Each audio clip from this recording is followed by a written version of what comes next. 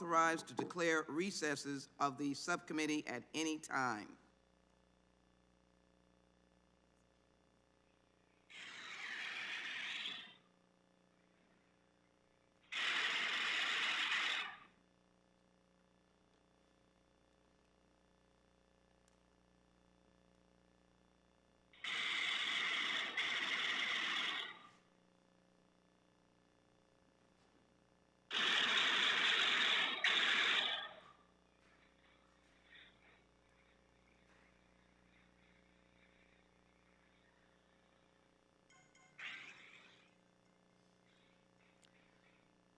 Good morning, and welcome to today's hearing, Examining Uvalde, the Search for Bipartisan Solutions to Gun Violence.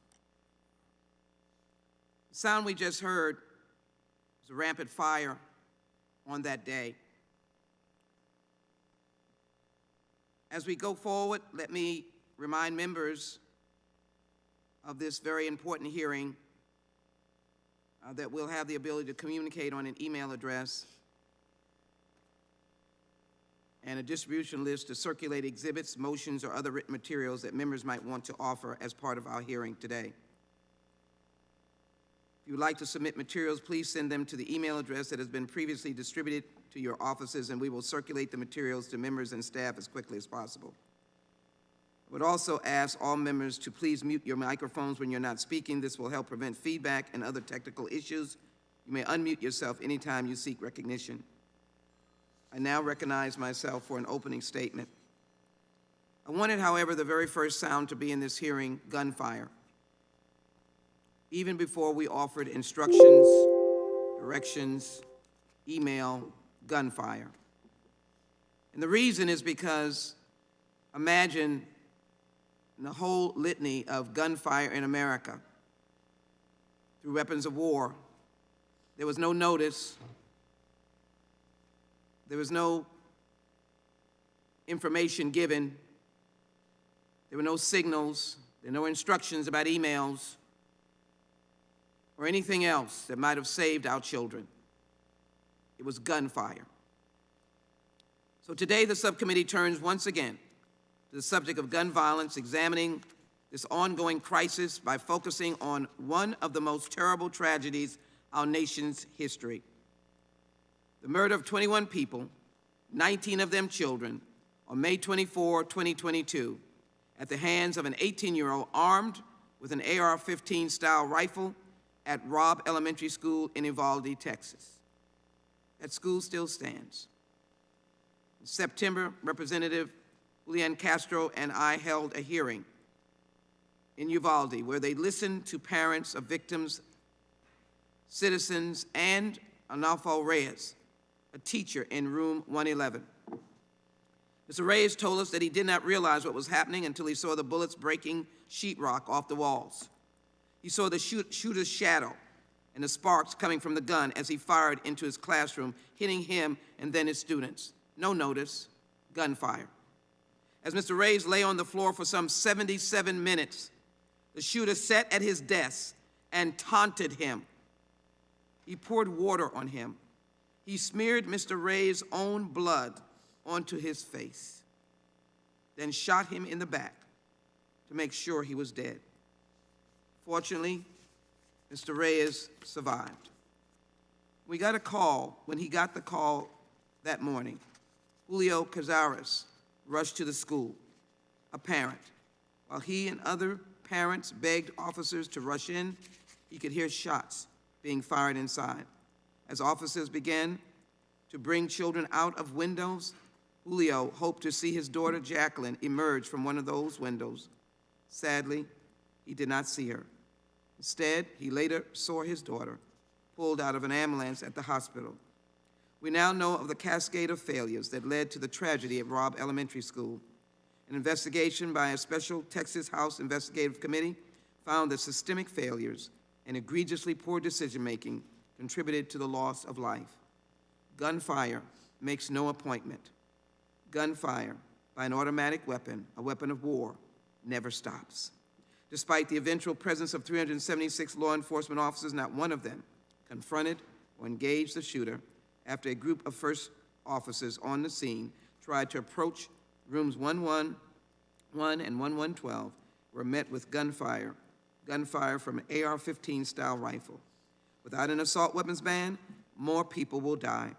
And if we're not going to ban them, then law enforcement must be trained to confront these weapons of war. Yes, we must train law enforcement like warriors in a battle on the combat field. Gunfire from an AR-15 style rifle turned those armed officers on their heels and left them paralyzed in the hallway for well over an hour. Uvalde Sheriff Ruben Nolasco led a litany of chaos, confusion, and inaction that day.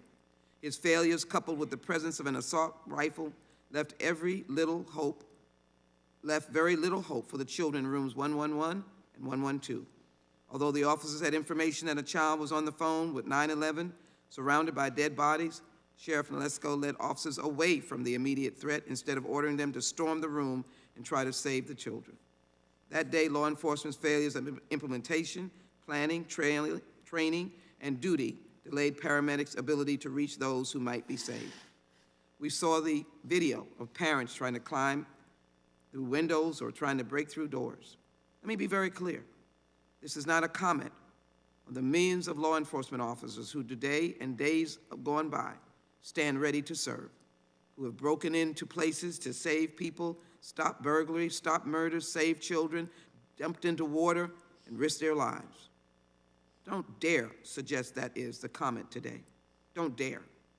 But what we are saying is that we have to be honest, and that babies have died, and parents are mourning. And the federal government has to be the final and ultimate word of responding to the sacrifice of those babies and the parents who mourn.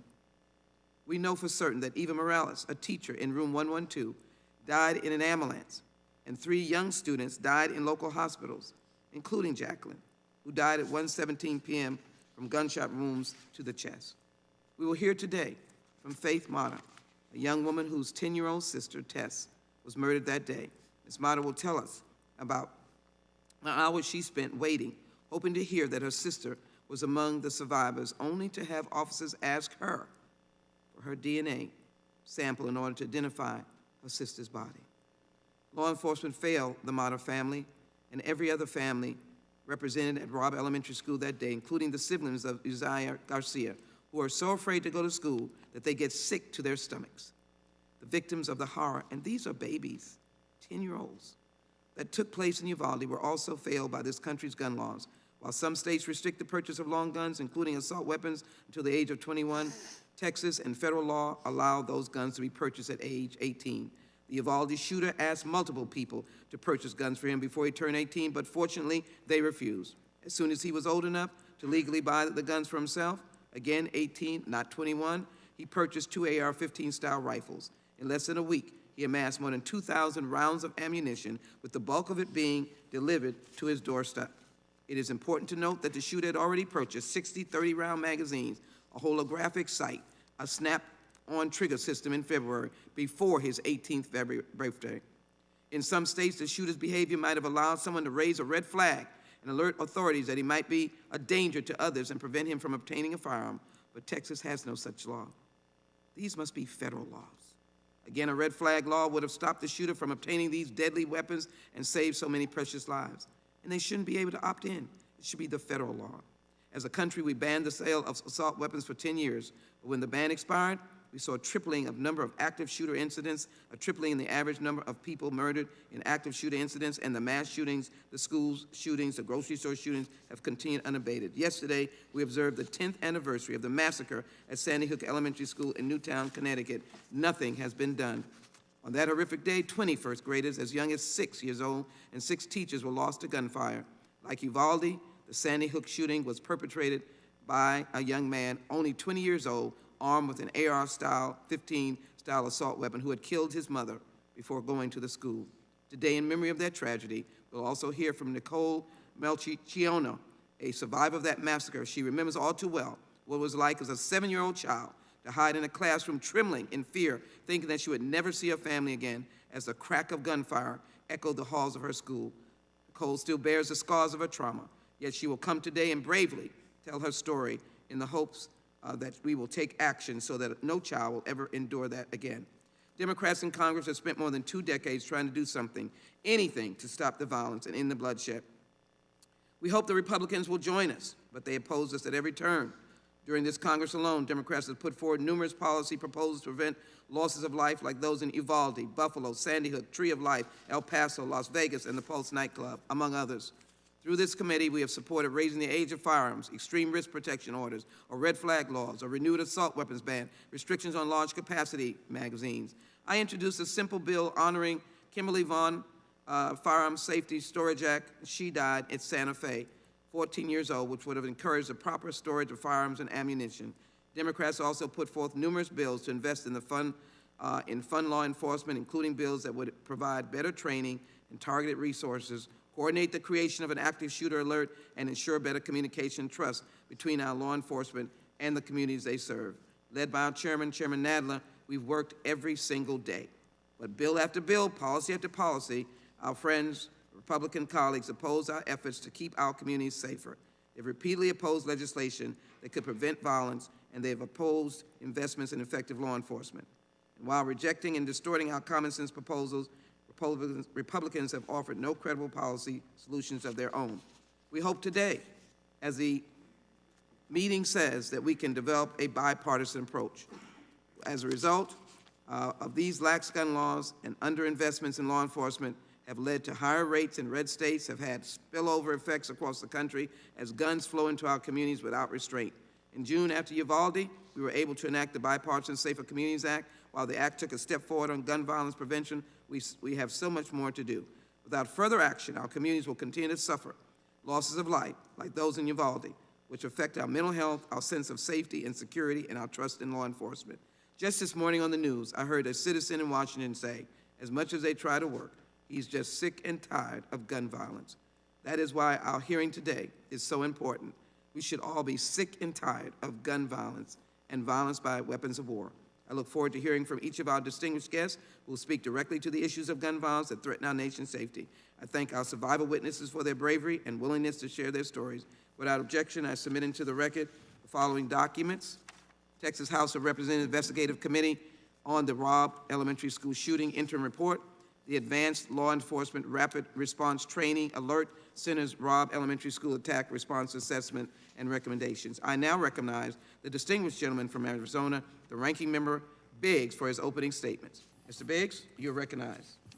Thank you, Madam Chair. I appreciate this, you holding this hearing today, and appreciate you recognizing me for a few minutes to provide an opening statement. We'll never forget the horror of Uvalde, and those who were victimized will also remain in our hearts and our minds. And as the chair has said, there was a cavalcade of failures on that day. There are many reasons that evil persists and that evil acts.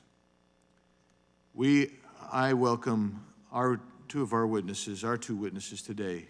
We have Dr. John Lott, Jr., who's an economist, world-recognized expert on guns and crime. He served as the Senior Advisor for Research and Statistics in the Office of Justice Programs and in the Office of Legal Policy in the U.S. Department of Justice, and has held research or teaching positions at various academic institutions, including the University of Chicago, Yale, the Wharton School at the University of Pennsylvania, Stanford, UCLA, and Rice. And he was the chief economist at the U.S. Sentencing Commission during 1988 to 89. He holds a PhD in economics from UCLA.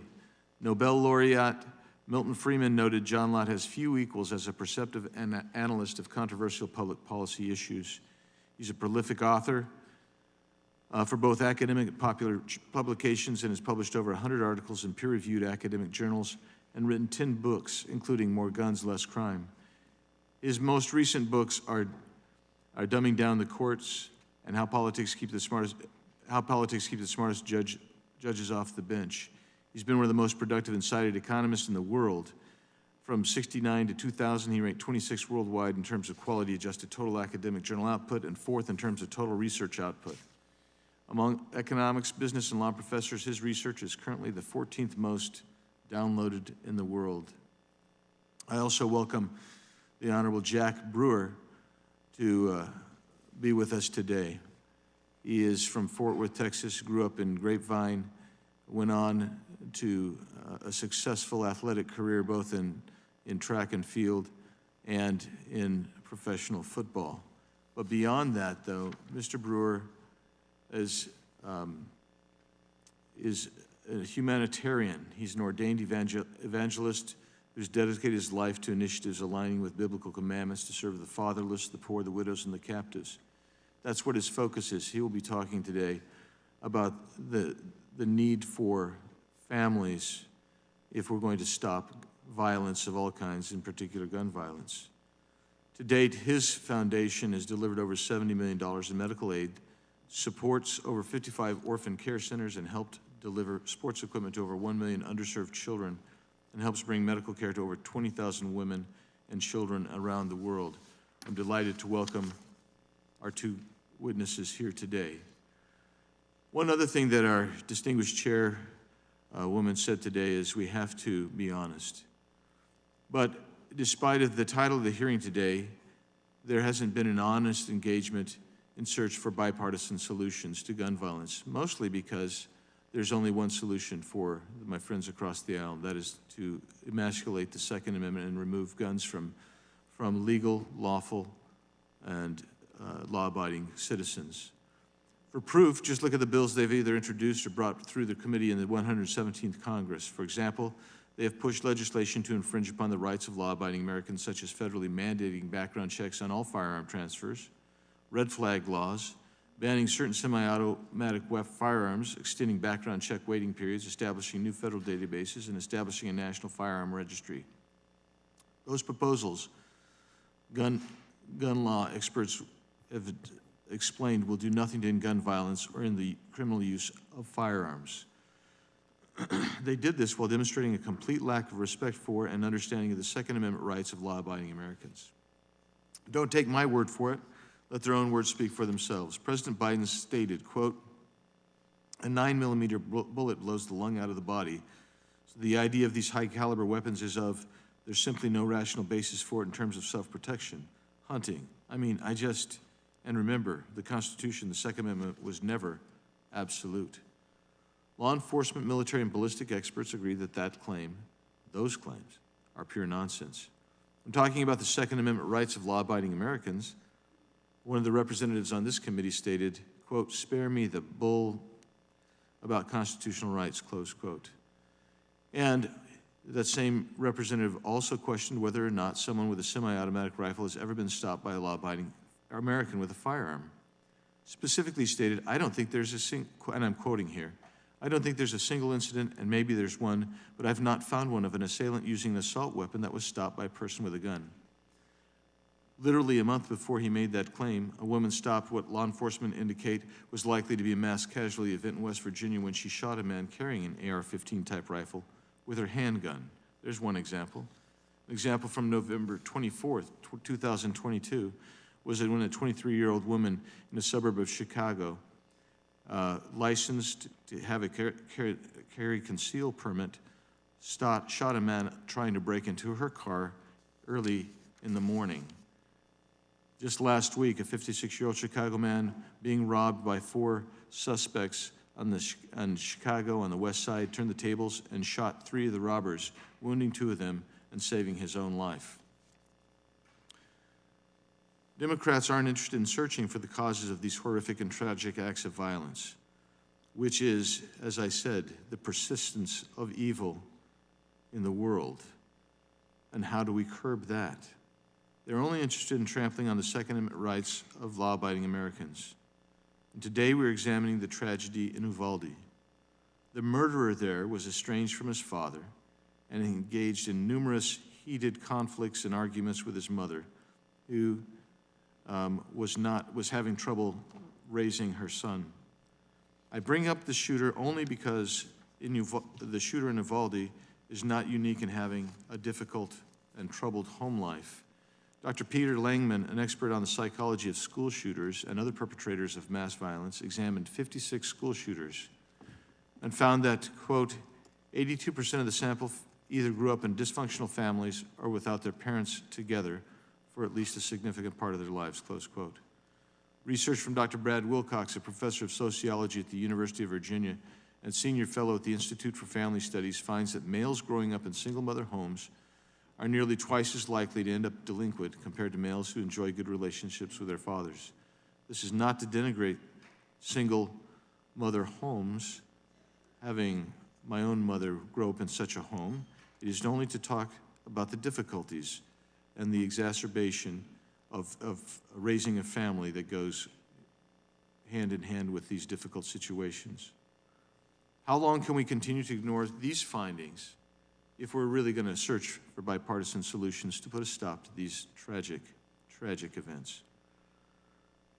My colleagues across the aisle would like to ignore the connection between adolescent males growing up without their fathers and these violent events, and yet studies indicate very clearly there is a significant correlation and probably a causative effect. In fact, during a hearing in this Congress in a plea for new gun control laws, our own chairman stated, quote, "A recent study in the American Journal of Medicine found that compared to 29 other high-income countries, the gun-related murder rate in the United States is 25 times higher, even when you adjust for population differences. Americans are disproportionately killed by gun violence. One of the critical differences, of course, is that other countries have stronger gun safety laws," close quote. The fact is that this country has numerous gun laws and penalties already in place for those who violate those laws, for those who sell guns, those who distribute guns, those who traffic in guns, and those who use guns illegally for violent purposes. And what the chairman failed to acknowledge is the fact that nearly a quarter of children in the United States live with only one parent. That is also more than any other country on the planet and has a direct correlation to all the violence in our society, including gun violence. It is now time for us to proceed with this hearing. I'm looking forward to the compelling testimony of all those who are here today, but it's also something, if you're going to look at this testimony, it's important to look at root causes for this violence and not focus solely on taking away Second Amendment constitutionally protected rights. With that, Madam Chair, I'll yield back.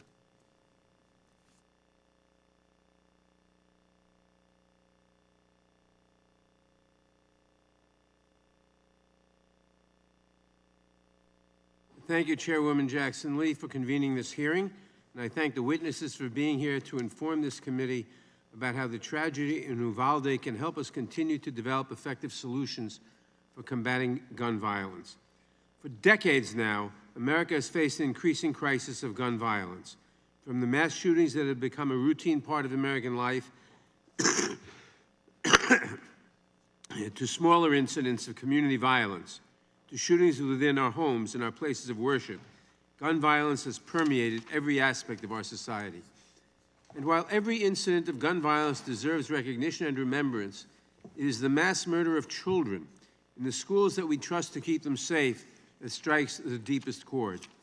Yesterday marked the 10-year anniversary of the massacre at Sandy Hook Elementary School in Newtown, Connecticut, the deadliest grade school shooting in our nation's history, a history that is littered with far too many school shootings.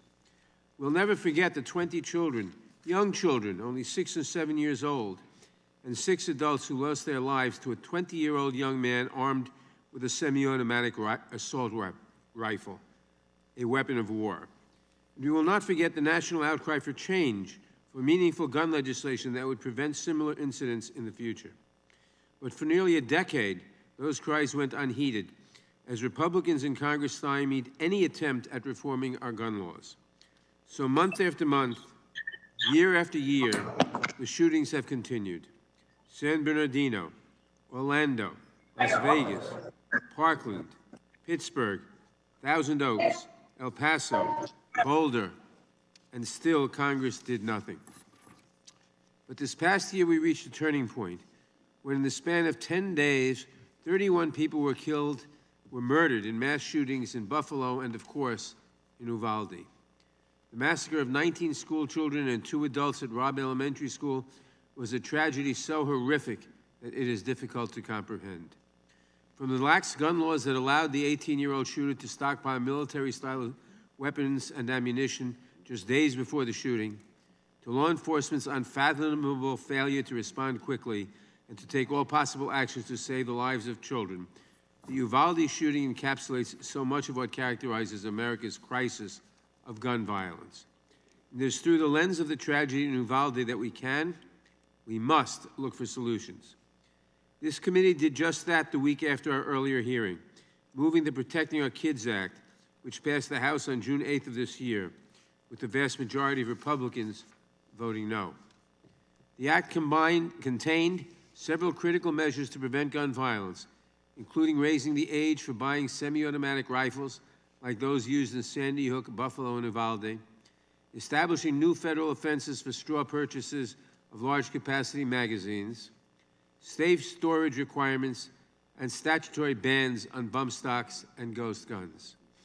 Because of continued Republican opposition, the act did not have sufficient support to pass the Senate, despite the cries from the families in Uvalde and throughout the nation. But just a few weeks later, Democrats and Republicans in the House and the Senate finally were able to come together to pass the bipartisan Safer Communities Act. Though it was not nearly as expansive as our House champion bill, I'm nonetheless proud of what we were able to achieve with the bipartisan Safer Communities Act. The first meaningful gun legislation in decades, the act requires enhanced background checks for firearms purchasers under the age of 21. It creates new federal straw purchasing and trafficking offenses, and it provides critical funding for violence intervention initiatives, children and family mental health services, and school programs, including safety programs. It is a critical first step. But it is only a first step. Experience has shown us that there is still so much more to be done. This committee has tried, but most Republicans have opposed every type of gun legislation we have advanced. Extreme risk protection orders, banning assault weapons, and raising the age to purchase semi-automatic firearms. Each of these measures could have prevented the tragedy in Uvalde and so many others. It is no surprise, then, that in the few months since Uvalde, we have continued to see more mass shootings. From the July 4th shooting in Highland Park, Illinois, to the Walmart shooting in Chesapeake, Virginia, to the recent massacre at Club Q in Colorado Springs, we have learned that even when police act as swiftly as possible, and even when heroic citizens risk their own lives to stop the bloodshed, there is no act of heroism that can stop an AR-15 assault-style weapon from killing dozens of people within minutes. As we have said time and again, as the evidence has shown, this is a uniquely American problem, and it demands a solution from us, the representatives Americans have chosen to pass laws to protect them while safeguarding their constitutional rights. As Mr. Biggs quoted me as saying, Americans are 25 times as likely to die from gun violence as citizens in other countries. And no one can slander the American people by saying that we are 25 times as mentally ill.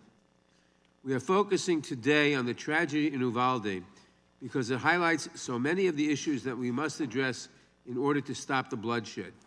The extraordinary harm caused by assault-style weapons and ammunition, the likely effects of gun safety legislation such as extreme risk protection orders, active shooter alert systems, and raising the age for purchasing semi-automatic weapons, best practices and policies for law enforcement agencies who respond to active shooter situations, how to best protect our youngest and most vulnerable Americans in their schools, and how violence intervention strategies can work with traditional responses to reduce gun violence.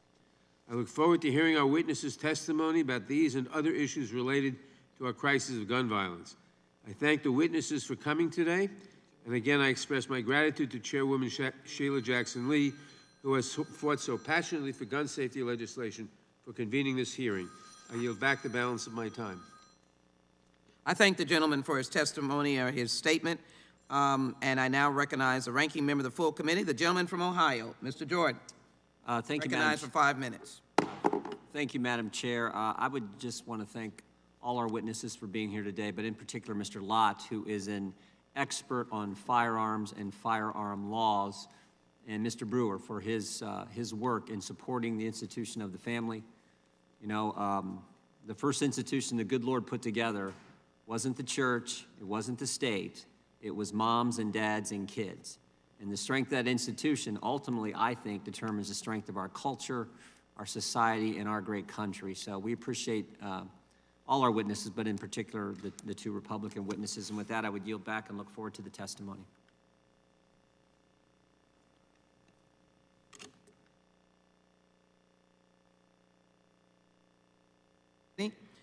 It is now my pleasure, with a sense of sadness, to introduce today's witnesses.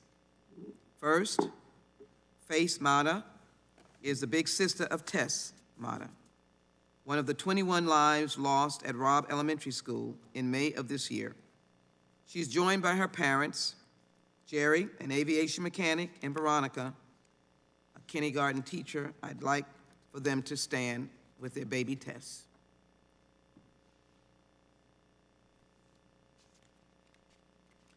Faith is a senior at Texas State University, where she is pursuing a degree in psychology. Thank you, family. Dr. Ray Guerrero is a board-certified pediatric specialist who was born and raised in Uvalde and attended Robb Elementary School. He treated several of the victims on that day, that terrible day. Dr. Guerrero is their doctor. He is the children's doctor. And he saw these children over and over again. Dr. Guerrero has over 16 years of experience in medicine, including serving as chairman of pediatrics at Val Verde Regional Medical Center, assistant professor of pediatrics at Baylor College of Medicine, and serving as the medical director and CEO of Encina Pediatrics and Primary Care. He didn't sleep for days as he was working with families. Can you imagine his pain? Thank you, doctor. Thank you, Faith, for being here. The Honorable Roland Gutierrez, who has served in the Texas State Senate representing District 19. He previously served as a member of the Texas House of Representatives from 2008 to 2021. He is a representative of the people. And I met him for the first time going to Uvalde as the first member as we worshiped in church that Sunday after the massacre. He never stopped. He never stopped comforting those parents. He gave up his life, daily activities, to just be there and fight for them. Senator Gutierrez has a Bachelor of Arts in Political Science from the University of Texas at San Antonio, Juris Doctorate from St. Mary's University of Law, and thank you for being here. Jack Brewer, who has a Master's in Education as CEO and Portfolio Manager of the Brewer Group, Incorporated, founder and executive director of the Jack Brewer Foundation, chair of the America First Policy Institute Center for Opportunity Now. He is an ordained minister and a professor at the Fordham Gabelli School of Business, where he is the program director for the Athletes and Artists Executive MBA program. Mr. Brewer is also a former NFL safety who was appointed to the U.S. Commission for the Social Status of Black Men and Boys under the previous administration. Welcome. Jack Lott, Jr., PhD, is an economist and commentator who focuses on guns and crime. During the previous administration, he served as a senior advisor for research and statistics in the Office of Justice Programs and in the Office of Legal Policy in the United States Department of Justice. Dr. Lott has held research and teaching positions at various academic institutions, including the University of Chicago, Yale University, the Wharton School of the University of Pennsylvania, Stanford University, UCLA, and Rice University, and he was the chief economist at the United States Sentencing Commission from 1988 to 1989. He holds a PhD in economics from UCLA. Welcome. Nicole Melciano. Did I get that? Melciano? She's got a thumbs up. Was in the second grade at Sandy Hook Elementary School when a gunman entered the school and killed 26 people on December 14th, 2012. Yesterday was the 10-year commemoration and recognition of that day. In 2018, she participated in the March for Our Lives. She began to mature, a student-led demonstration calling for an action to end gun violence. In 2020, she joined the Junior Newtown Action Alliance, became its legislative coordinator. Last year, Nicole is just a senior at Newtown High School at this time. Welcome. Chief Anthony D. Holt is Associate Vice President and Chief of Police at Wayne State University during a career spanning more than 40 years. Chief Holt rose through the ranks and held multiple positions within the University Police Department. He is the past president of the Metro Detroit chapter of the National Organization of Black Law Enforcement Executives and currently serves as Special Advisor to the National President of Noble and is a member of the Noble Executive Board. Welcome.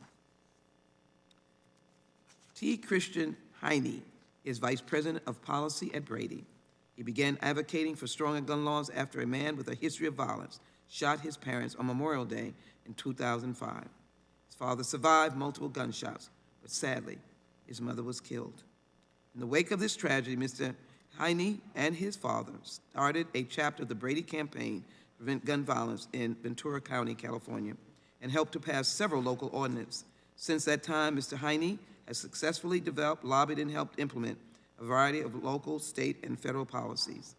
Thank you for your work on the Emily Vaughn Storage Act and other legislation. Before joining Brady, he served as the legislative director at the Coalition to Stop Gun Violence.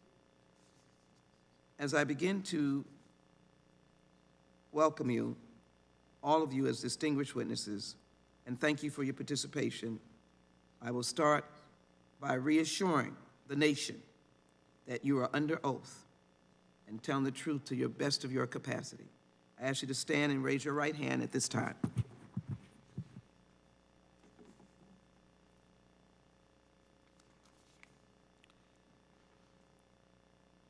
As you raise your right hand, I will administer the oath. Do you swear or affirm, under penalty of perjury, that the testimony you're about to give is true and correct to the best of your knowledge, information, and belief, so help you God? Let the record show the witnesses answered in the affirmative.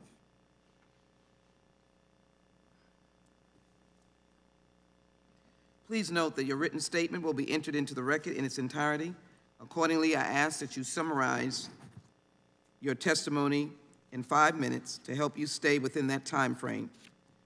There is a timing light on the screen.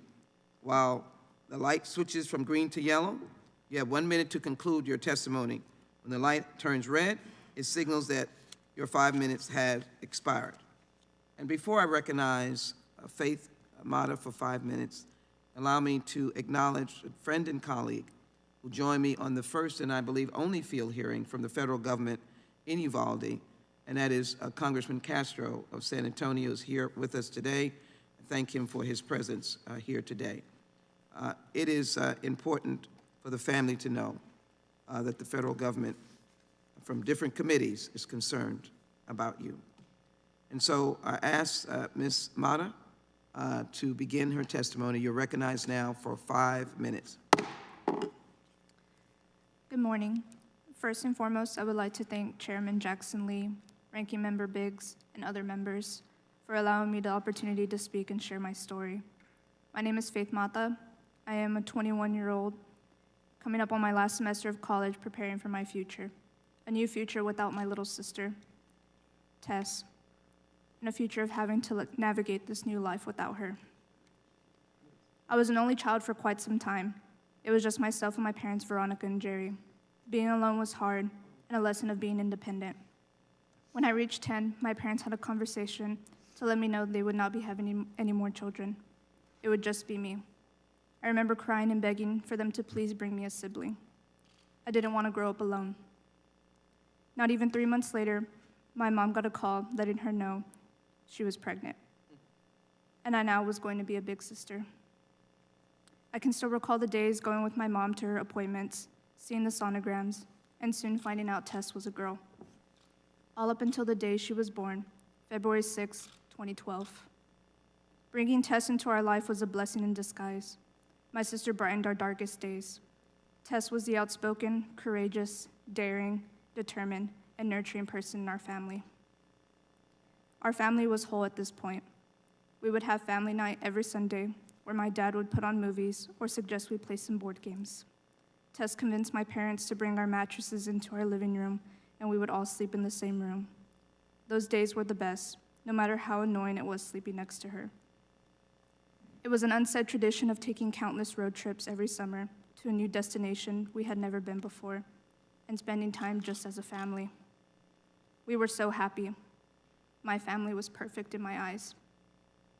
Then came time for me to move 2.5 hours away from home to begin my college career. It was hard being away from home and not being able to see my sister grow day by day. Every time I came to visit, Tess was getting bigger and smarter before my very eyes. It is a beautiful thing to see as an older sibling. But being the older sibling, it is my duty and obligation to be her role model and the person whom Tess admired. She was my purpose and strength to be the best I could be.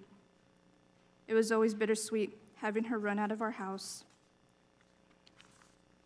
to come and greet me with hugs and smiles. And it hurt seeing her cry and beg me to stay just a little longer when I had to leave back home.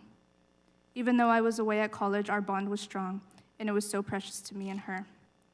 We talked numerous times of her attending my soon-to-be alma mater and how she would live with me while she went to school. We were planning our futures to make sure we would always be together. May 24th, 2022. I was getting ready for work around noon when my cousin had alerted me to call my mom. My mom said, "It's okay. The officer said it was a barricaded subject." I proceed to call my dad. He's standing in front of Robb Elementary and tells me, "There are so many people here. It looks like a war zone." Fast forward about an hour, news goes around, a teacher has been shot, along with 8 students. My heart sinks, but still not knowing who the teacher is or the kids. My thoughts were, it's not my sister. It can't be. This would never happen to us. Then full panic kicks in. My mom calls to tell me they're moving kids to the Civic Center. No luck finding Tess. Dots start connecting. The teacher was in fact my sister's, and many of the kids that were considered missing at the time were all in the same 2 classes, room 111 and 112. My roommate drove me back to Uvalde, where along the way I was calling hospitals in San Antonio, Texas, looking for my sister. After 2 hours of driving, I was at the Civic Center with my parents, where we waited in a room with other family members. We waited about 8.5 hours until we found out my sister was among the 21 that were deceased. The days following the death of my sister, I took on the responsibilities and tasks that my parents could not bear to do. My parents should not have to plan their own child's funeral. So I felt the need to step in when they needed me the most. Our life has changed forever. It has darkened because our light has left. The child and the little human who once made this family whole is no longer with us. Tess will never get to experience the life we had prayed she would live. She will never graduate high school, never fall in love herself, never be present at my wedding. And we will never know how scared she was in her last moments in that classroom. All we have left is the questions which was once filled with her laughter and the stillness that only Tess could help us move out of. Today I am here sharing my story, but we are not tired. Are we not tired of hearing the stories of victims? Of hearing them from victims' families? Are we not tired of hearing yet another tragedy because of gun violence? When is enough enough? I truly hope that this never happens to any other family in the days, months, or years to come. This debatable topic on assault rifles should not be brought up again because someone else's child or sibling was murdered. It's just an excuse at this point. You may never understand what my family is going through, and I'm not asking you to. But today, you can make a change to help families never have to feel what my family feels, the families of Uvalde feel, and the many others of the mass shootings. Thank you.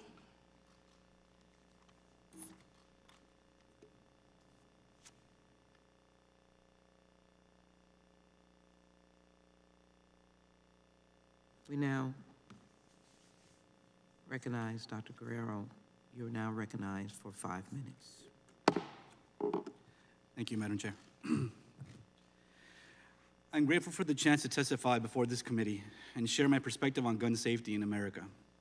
As a rifle-owning son of a rancher, as a pediatric doctor, and as a member of a broken community traumatized by the loss of 19 children and 2 teachers in May, I believe my experiences reflect the deep complexities of the gun control issue, and my feelings no doubt echo those of many in our country. But today I want to share a few things that I know for certain, because I am a doctor, and when it comes to solving problems, we doctors prefer to stick to the facts and the science rather than get caught up in the emotion, no matter how hard that is. When you choose a career in medicine, you're signing up to make people better and save lives. Healing is always the ultimate goal. And we use a number of strategies to do that depending on the challenge. In the modern developed world, we have a plethora of incredible machines, tools, equipment, regimens, and machines that test, diagnose, administer, and sustain to cure. You've all no doubt crossed paths with at least one of these. Maybe it was a Doppler, an MRI machine, or a course of anti-COVID drugs. For my patients, I'm always looking for the most effective remedy or tool that I can find to relieve their pain, to stem the bleeding, or to kill the pathogen. So I understand the power of an effective tool. The AR-15 is a very effective tool. It was designed to deliver quick and heavy fire in combat. It was made to be light and easy to use. And it's as exacting in its application on the battlefield as radiation in a patient with cancer. So let me ask you this. How comfortable would you be if every day during homeroom, your kids and grandchildren were being administered radiation therapy for 2 hours? Never mind the books with suggested material in the library. I'm talking about highly radioactive particles flooding into the beautiful, healthy bodies of your precious children on a daily basis. Why not? We have all the potential to develop cancer. We all have the potential to develop cancer. Maybe it could be preventative. If this sounds like a ridiculous or terrifying prospect, you're right. Because cancer radiation doesn't belong in the bodies of healthy children. Just like AR-15s or any semi-automatic weapon that holds high-capacity magazines don't belong in the hands of everyday civilians, especially when they're not even old enough to buy a pack of beer. They're not appropriate for self-defense in the home, in the school, or in the supermarket. They are and always have been designed as military-grade killing machines. We've made significant progress on sensible gun legislation. Most Americans agree that we need background checks, age limits, and safe storage rules. But one of the arguments I hear on repeat from the chorus of objections to the ban of assault weapons is that the problem isn't the guns, it's the people who pull the trigger. This is a meritless argument. How does an anti-Mexican extremist walk into Walmart and kill 23 people in minutes without a semi-automatic rifle? How does an anti-LGBTQ radical slaughter 49 clubgoers without his Sig Sauer MCX? The children in the classrooms of Sandy Hook Elementary, Marjorie Stone Douglas, and Robb Elementary School never stood a chance against the speed and the power of the weapons they faced. And let me tell you, these kids, they weren't helpless victims before that day. They were spunky, intelligent, street-smart kids. I know this because some of them were my patients. Tess Mata, who you just heard about, I knew since she was a newborn. Amory Garza was 2 months old. Amory was trying to save her friends when the 18-year-old burst into her classroom wielding the AR-15 he bought the day after his birthday. She was calling 911 when she was shot to death. She knew what to do. She was brave. She was a fighter. But against a weapon like that, she had no chance. No chance to run, to hide, or to shout for help. The following is audio that I was given by a parent of kids from across the rooms where the kids were murdered. These children survived. But this is the shrill screaming of kids trying to get out while their classmates are being murdered.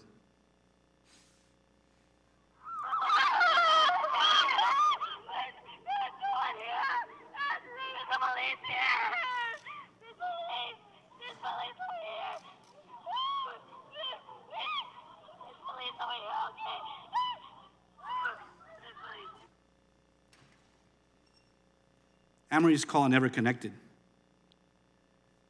When you see pictures of Amory and her friends on the news, you should know they didn't get buried looking sweet and happy like their photos. Some were missing limbs, some had holes in their tiny chests. You might mistakenly imagine a funeral where a child lies peacefully in a colorful coffin, but make no mistake, there's no peace in the death of a child by a weapon of war. Guns are now the leading cause of death among children. Yes, it's not the flu or drowning or even car accidents, because we've dealt with that with seatbelts and car seat regulations. AR-type weapons and bump stocks play a devastating role in this tragic statistic. And here we are, still squabbling about who gets to keep what. Last time I told you I was here, I told you one of the reasons I wanted to work with young patients was because of how flexible and open their minds are about treatment and learning from their experiences. But of course, they're not always enthusiastic at the outset. As a pediatrician, I had to learn a few strategies for dealing with children who didn't want to follow doctor's orders. I had to convince them to trust me when they're too scared to get a shot or get their blood drawn. So you know I've got all kinds of tricks up my sleeve. More screen time, Disney pencils, stickers. I might be the only doctor who doesn't give out lollipops, though.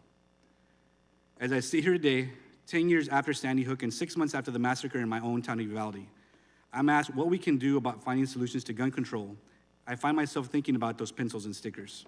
Because the naysayers and obstructionists in this debate about assault weapons, the people who don't want to give up their toys, they look like adults, but they sound a hell of a lot like children to me.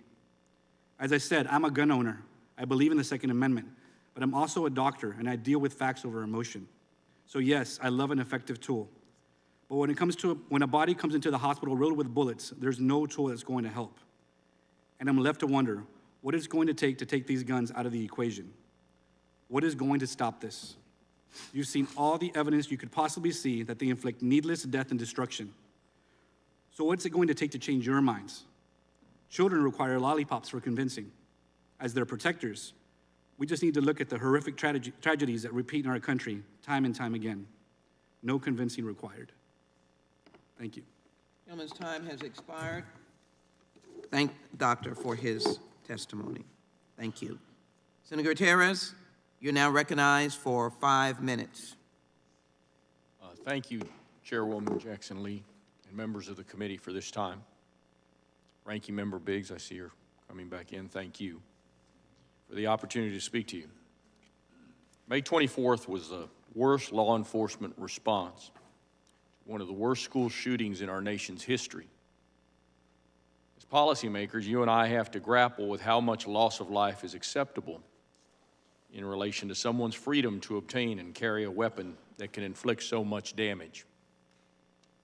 I have to believe that we as lawmakers can solve this problem, because the alternative is just too evil to contemplate. This shooter waited until his 18th birthday to secure an AR-15 from the local gun shop. He was followed the next day by buying hundreds of rounds of ammunition at the same gun shop. And on the third day, he followed by picking up his internet-bought Daniels Defense AR-15 at the same gun shop. Nobody asked questions. Nobody called the sheriff. Nobody cared. On the 24th, he began his shooting spree. By shooting and wounding his grandmother, he proceeded to the school and killed 19 children and 2 teachers. Let me be clear. Police waited outside for 77 minutes while children lay dying, wounded, waiting for help that would not come. They were injured, huddled on the classroom floor. Children called the police as the gunman taunted them to see if they were dead or alive. Brave little girls called 911 while law enforcement waited outside just a few feet away. Not one law enforcement official took control inside or outside of that building. It is worth noting that this community asked the sitting governor of Texas directly and through the Department of Public Safety for money to fix the radio system years prior to this massacre. And it's the same radio system that the director of the Department of Public Safety acknowledged in a hearing in the Texas Senate needed replacing. The local law enforcement at any level, not city, not county, police, they never, ever took command and control. The state police never took command and control either, even though they had 91 of their Operation Lone Star troops on the ground, including Texas Rangers, who stood around and talked to their supervisors over the phone. Supervisors who did nothing, ordered no action. Law enforcement agents said over and over, DPS is coming. In turn, DPS waited on federal agents to breach the door to the classroom and try to end the suffering of the bleeding children. Without direction, law enforcement seemingly waited on each other to do nothing. 77 minutes later, a federal BORTEC team, exasperated by inaction, used a key to gain entry into the classroom to kill the gunman. 1 minute prior to the breach, DPS Captain Joel Betancourt issued a first radio order to the team that is about to breach, asking them to stand by. How much longer he wanted these kids to to wait remains a mystery. At the end, kids were piled together in two heaps, in two classrooms. The teacher lay shielding several children as best she could. She and the children were all dead. Children and bodies were dragged out into a hallway where, again, officers jammed the hallway, seemingly watching the few that were actually trying to administer aid to the remaining children that made it out alive. Child was dragged out of the hallway. Her face was gone. Hallways and classrooms had blood like no horror movie you've ever seen. Off camera, you could hear grown men throwing up from the side of the horror, or perhaps the failure that they had caused. 13 injured children survived. 3 others and 1 teacher were taken out alive but died on their way to the hospital, and they bled out in that golden hour. As troopers tended to their injuries, a brave little red-headed girl, Chloe Torres, said to one trooper, "I called the police. Did you get my calls? Was it you I was talking to?" She said to the female trooper. She cried and she asked for her friend, the same friend, Marie Garza, who had covered her body, who had shielded her, Chloe's body, the friend who had saved her life. She cried, "She's gone, isn't she? I know she's gone." Chloe was on a bus because they couldn't get ambulances into the school, so they took 4 kids on a bus, and she was riddled and covered in blood. In the aftermath, police pointed fingers at different agencies. We were led to believe that this was one incompetent school cop, then led to believe it was an incompetent Uvalde police cop, then led to believe that it was a few officers from DPS and their incompetence. There is no transparency and no accountability to date. My question to the leaders of this country is how many children have to be murdered before they are willing to ban the chosen weapon of these school shooters? How many people have to be killed before we take reasonable steps to end murder? Thank you, Madam Chair.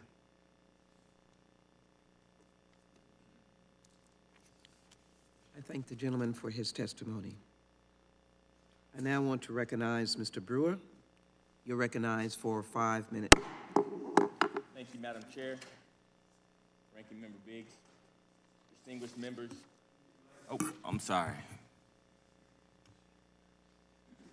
Madam Chair, Jackson Lee, Ranking Member Biggs, distinguished members of the committee, thank you for the invitation to appear before you today. I'm a resident of Parkland, Florida, and I understand the impact of these tragedies on our communities. I'm a father of 4. Unfortunately, I've experienced gun violence firsthand. At 14 years old, my friend shot a skinhead in the neck in self-defense after a group tried to break into his house. I will never forget the trauma I felt from having to serve as a witness in that case.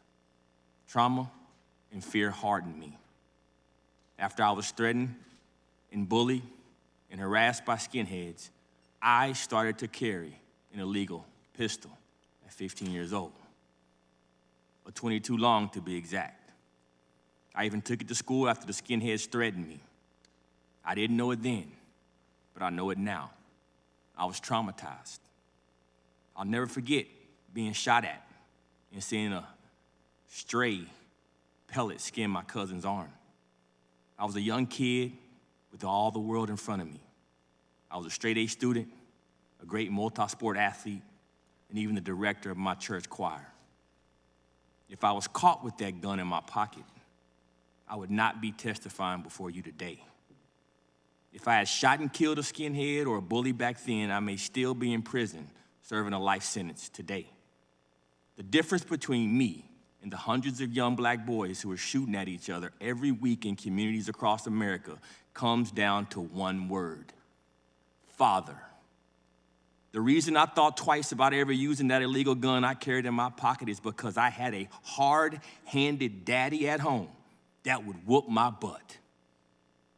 I had a fasting and praying mama at home that taught me the fear of my Father which art in heaven, and I had a father in the flesh and a father in the spirit.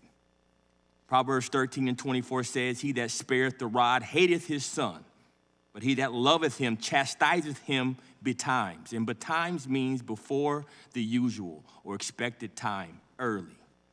The very school shootings that have brought so much darkness to our nation's history are exacerbated by fatherlessness. A 2016 study found that out of a sample of 56 shooters, only 18% grew up in a stable household with both biological parents. And we know this Uvalde shooter did not have a man of God in his life.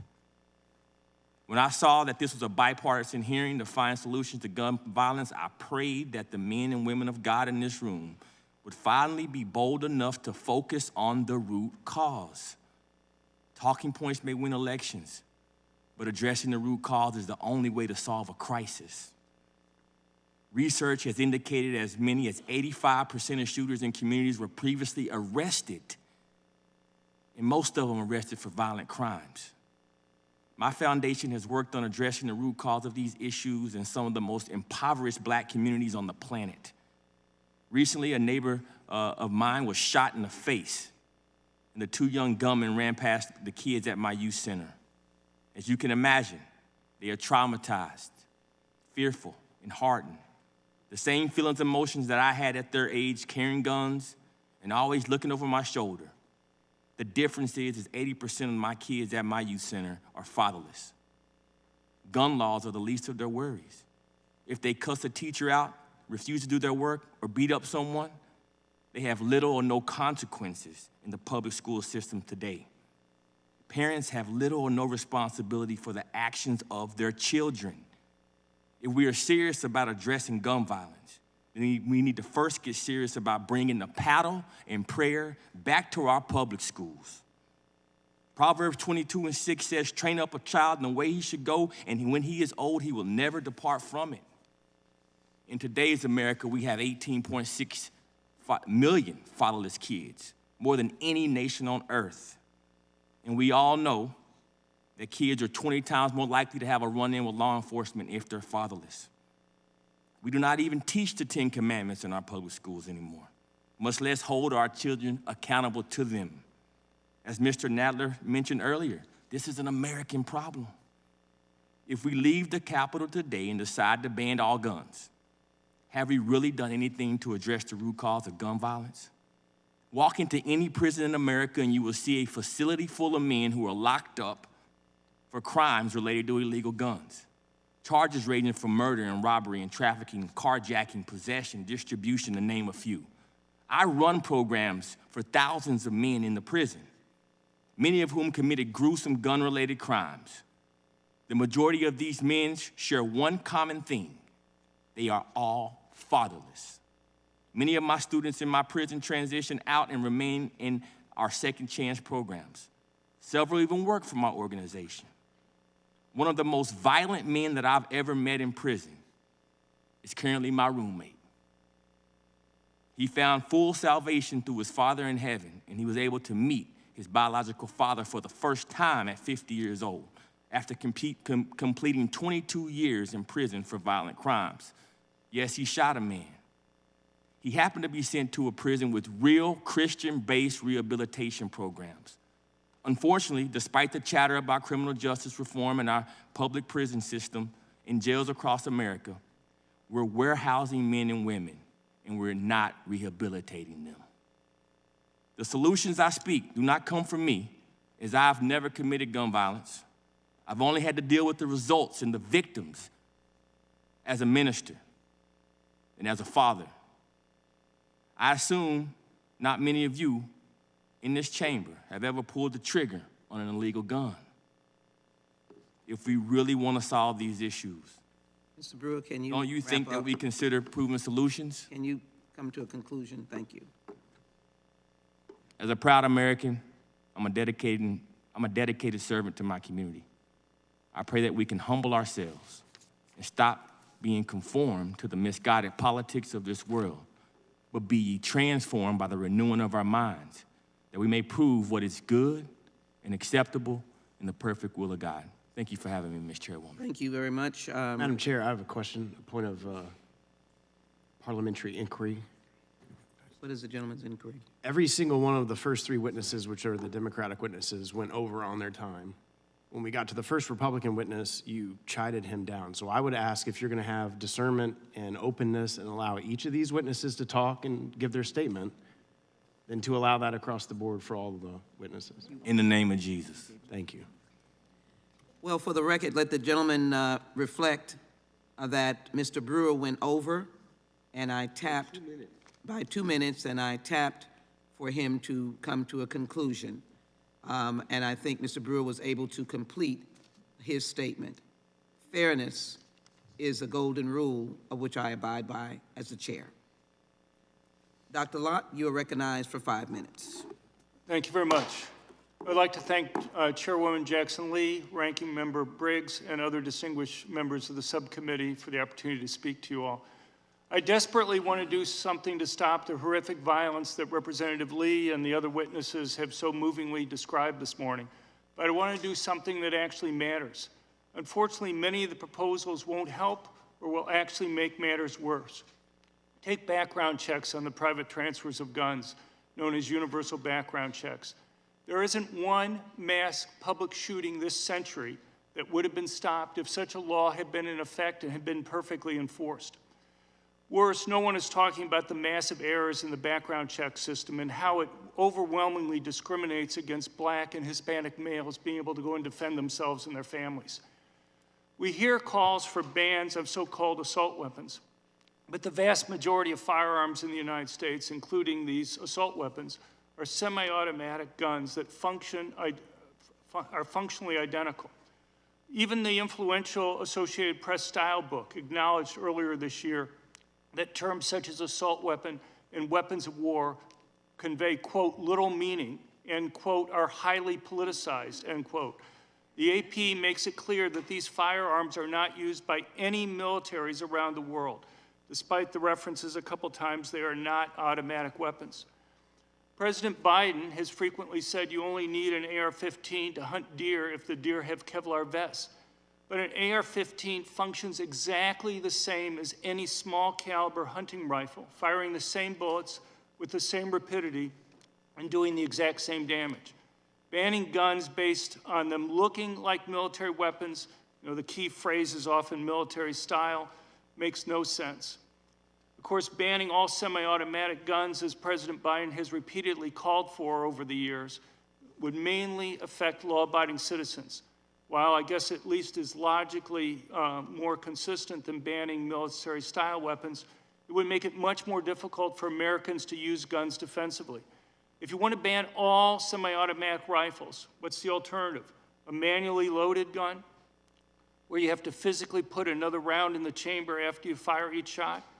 If you face multiple attackers, or you fire and miss, or you fire and wound but don't incapacitate the attacker, someone may not have the luxury of time of manually reloading the gun to be able to go and protect themselves. Claims about these laws having overwhelming support are based on surveys that simplify and mischaracterize what these laws do. Surveys show that when Americans are accurately informed about what these laws change, with strong support changes to strong opposition. There's 4 facts I'd like to try to get across. 1, over 92% of violent crime in America has nothing to do with firearms. That percent has remained fairly constant for the last couple decades. The vast majority of violent crime has nothing to do with firearms. The second point is, while the U.S. media doesn't give much attention, if any, to coverage of mass public shootings in other countries, mass public shootings per capita are relatively low in the United States compared to a number of countries in Europe, as well as the rest of the world. Over the 20 years from 1998 to 2017, the United States had 1.1% of the world's share of mass public shooters and 1.8% of the mass public shooting murders. Both are significantly less than the U.S.'s 4.6% share of the world population. People don't take into account that the United States has over 330 million people. You can't compare it to a country with 5 million or even Germany with 80 million without adjusting for the different sizes in population. Many of these countries with much higher mass public shooting rates and deaths have very strict gun control laws. The third fact is 94% of the mass public shootings occur in places where civilians are banned from having firearms. We've heard many times today about the Buffalo mass murder earlier this year. If you read his manifesto, he spends a great deal of time, like many of these killers do, explaining why he picked the target that he did. I'll read it to you. His manifesto says, quote, attacking in a weapon-restricted area may decrease the chance of civilian backlash. Schools, courts, or other areas where concealed carry are outlawed or prohibited may be good areas of attack. Areas with strict gun control laws are also great places for attack. I can give you quotes from one manifesto after another, from one diary after another, and they're on our website at crimeresearch.org, where these killers, time after time, tell you, but the media ignores the fact, never reports this part of what's in their manifestos. The fourth fact I'd like to get across is the most vulnerable people in our society benefit the most from owning guns. If my research convinces me of anything, there are two groups of people who benefit the most from being able to go and protect themselves. One are the people who are most likely victims of violent crime. That's overwhelmingly poor blacks who live in high-crime urban areas. Police, anybody who's read my academic research knows that I think police are extremely important. But police understand themselves that they virtually always arrive on the crime scene after the crime's occurred, and that raises the question of how people should act when they're having to confront a criminal by themselves. And the research shows overwhelmingly that by far the safest course of action for people to take is to have a gun. And that's particularly true for people who are relatively weaker physically, women and the elderly. You're almost always talking about a male criminal doing the attack, and when a man is attacking a woman, there's a much larger strength difference that exists there than when a man's attacking another man. We've heard a lot about different attacks that occurred this year. Dr. Locke, can you finish? Will you be finishing soon? Okay. Thank you. Sorry. But if you go through the list, the Robb Elementary School in Uvalde, Texas was a gun-free zone. The Tulsa, Oklahoma hospital shooting was a gun-free zone. The Walmart mass murder in Virginia was a gun-free zone. I could go through others. But our research shows that overwhelmingly, when you see these attacks, they occur in schools where teachers and staff are not allowed to carry. It's not by accident. Thank you very much. Witness time has expired. Now, pleased to recognize Nicole Melchiono for 5 minutes. Welcome, dear. Thank you so very much. My name is, and on December 14th, 2012, I was a second grader at Sandy Hook Elementary School. I was sitting on the carpet with my classmates waiting for my teacher to give us directions for the day as we heard what sounded like large metal pans being smashed together come from the hallway. My teacher quickly ran to the door to see if anyone was in the hall and pulled 2 students into our classroom to join us in lockdown. She then shut the door and turned off all the lights. As the gunshots continued to ring through the hallways, we huddled by our cubbies, and my teacher pulled over a desk and grabbed a book to try and read to us so we could calm down. As she was reading, she began to heavily shake, and I knew we were in danger at this point. I felt a strong sense of nausea come over me as I thought I would be the first to die if the gunmen got into our classroom because I was close to the door. We then heard a knock and shake on the door handle, which was terrifying because we didn't know who it was. But after deciding to open the door, we were evacuated out of the school by the police and taken to the firehouse nearby to reunite with our families. The firehouse was chaotic, and everyone was running around, yelling, looking for their children, as everything was still so unclear. I then went home that day, and my town endured the most horrific aftermath after finding out 26 beautiful, innocent souls were taken from us that day. In less than 5 minutes, an AR-15 fired 154 bullets, killing 26 people. How do we continue to allow this? I have grown up in a world where the unimaginable happens over and over again. uncovering trauma over and over again. I am here not only because of the trauma I have endured in the past, but also because I am terrified of it happening again in the future. We live in the constant aftermath of inaction from our lawmakers that we voted into office to do everything in their power to protect us. I have met amazing people in this fight, both survivors and victims of gun violence, which is a community that has grown far too big. We have been pushing for an assault weapons ban, which is a crucial step to decreasing these mass shootings with unacceptable death tolls. We also need red flag laws implemented in all 50 states, as well as a federal safe storage law for all gun owners and universal background checks. That is just the beginning of the work that needs to be done. We see time and time again that these shootings are pure acts of hate. Buffalo, Uvalde, Pittsburgh, Parkland, whether it's racial inequity, anti-Semitism, socioeconomic backgrounds, high schools, grocery stores, the cold grip of gun violence has touched far too many and has no boundaries. America is alone in this battle to live freely for a reason. Our lawmakers have not taken bold, life-saving, crucial action to protect what the majority of Americans believe in, which is common sense gun safety measures. I am here today to beg you to please do everything in your power to enact measures that prevent everything you care about being lost within seconds, because with no action, it is not a matter of if, it is a matter of who is next. And we ran out of time over a decade ago. We need to act now. Thank you. I thank you very much for your testimony, Nicole. Chief Holt, you're recognized now for 5 minutes. First, I'd like to thank the committee for the time for allowing me to testify this morning on this important matter. First, I want to bring you greetings on behalf of our national president, Brenda Goss Andrews. She could not be present today due to her previous commitment. The executive board, member, and constituents of the National Organization of Black Law Enforcement Executives, NOBLE. I serve as the special assistant to Brenda Goss Andrews, and I'm the current chief of police at Wayne State University in Detroit, Michigan.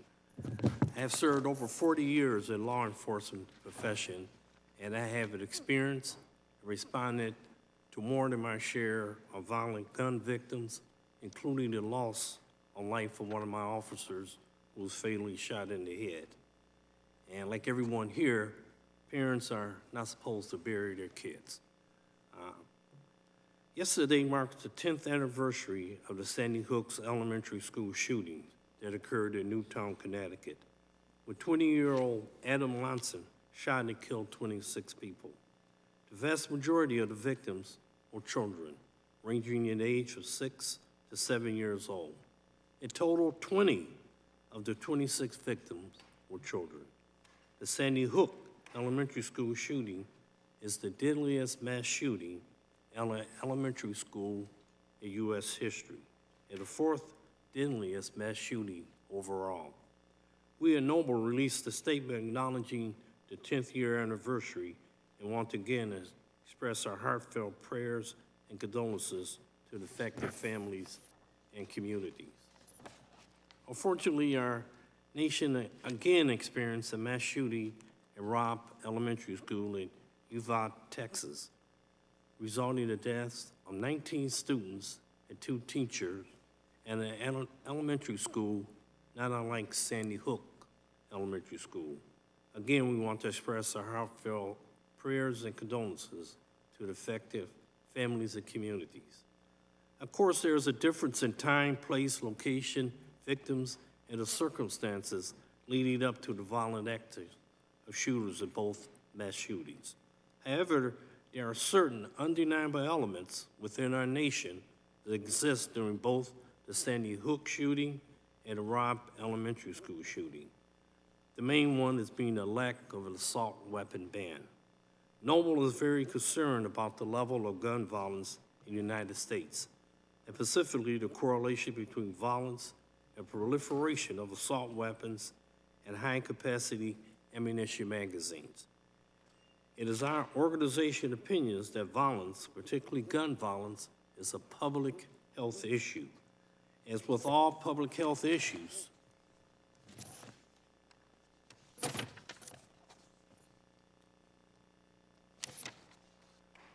It demands a comprehensive, non-judgmental, pragmatic, evidence-based approach to saving lives and reducing injuries. Noble, along with organizations such as the National Gun Enforcement Partnership to Prevent Gun Violence, is committed to addressing the pervasive nature of gun violence and the horrific impacts on communities across America. Specifically, firearms-related injuries or death, to include homicides, suicides, accidental shooting, is unacceptable and demands immediate attention. The aim of this program is to reduce injuries or death due to improper gun storage, especially as it relates to the safety of young children. This is a program that our national president of Noble launched, entitled It Starts at Home. Additionally, Noble advocates for limiting high-capacity ammunition magazines to 10 rounds and the regulation of new semi-automatic assault weapons. In 2016, assault weapons accounted for 1 in 4 police officers killed in the line of duty through gun violence. Noble supported the Public Safety Recreational Firearms Use Protection Act, or federal assault weapons ban of 1994. A positive step towards addressing the level of gun violence in our nation was taken with the passage of the bipartisan Safer Community Act. Noble supported this legislation. The bill combines gun safety legislation with mental health and school security resources. The bipartisan gun deal increased funding and improves mental health, school safety, crisis intervention, and anti-violence program.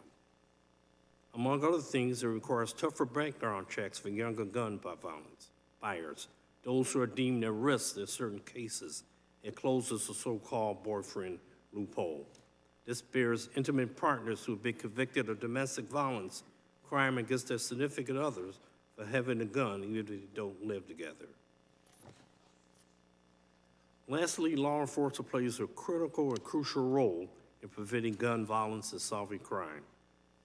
Effective strategy for strict enforcement laws concerning illegal possession, trafficking, and criminal use of firearms are vital and need to be supported by data, research, technology, training, and best practice. Because the public health and safety depends on the efforts of law enforcement agencies, we must have the resources sufficient to prioritize the protection of officers and communities against illegal guns and firearms violence.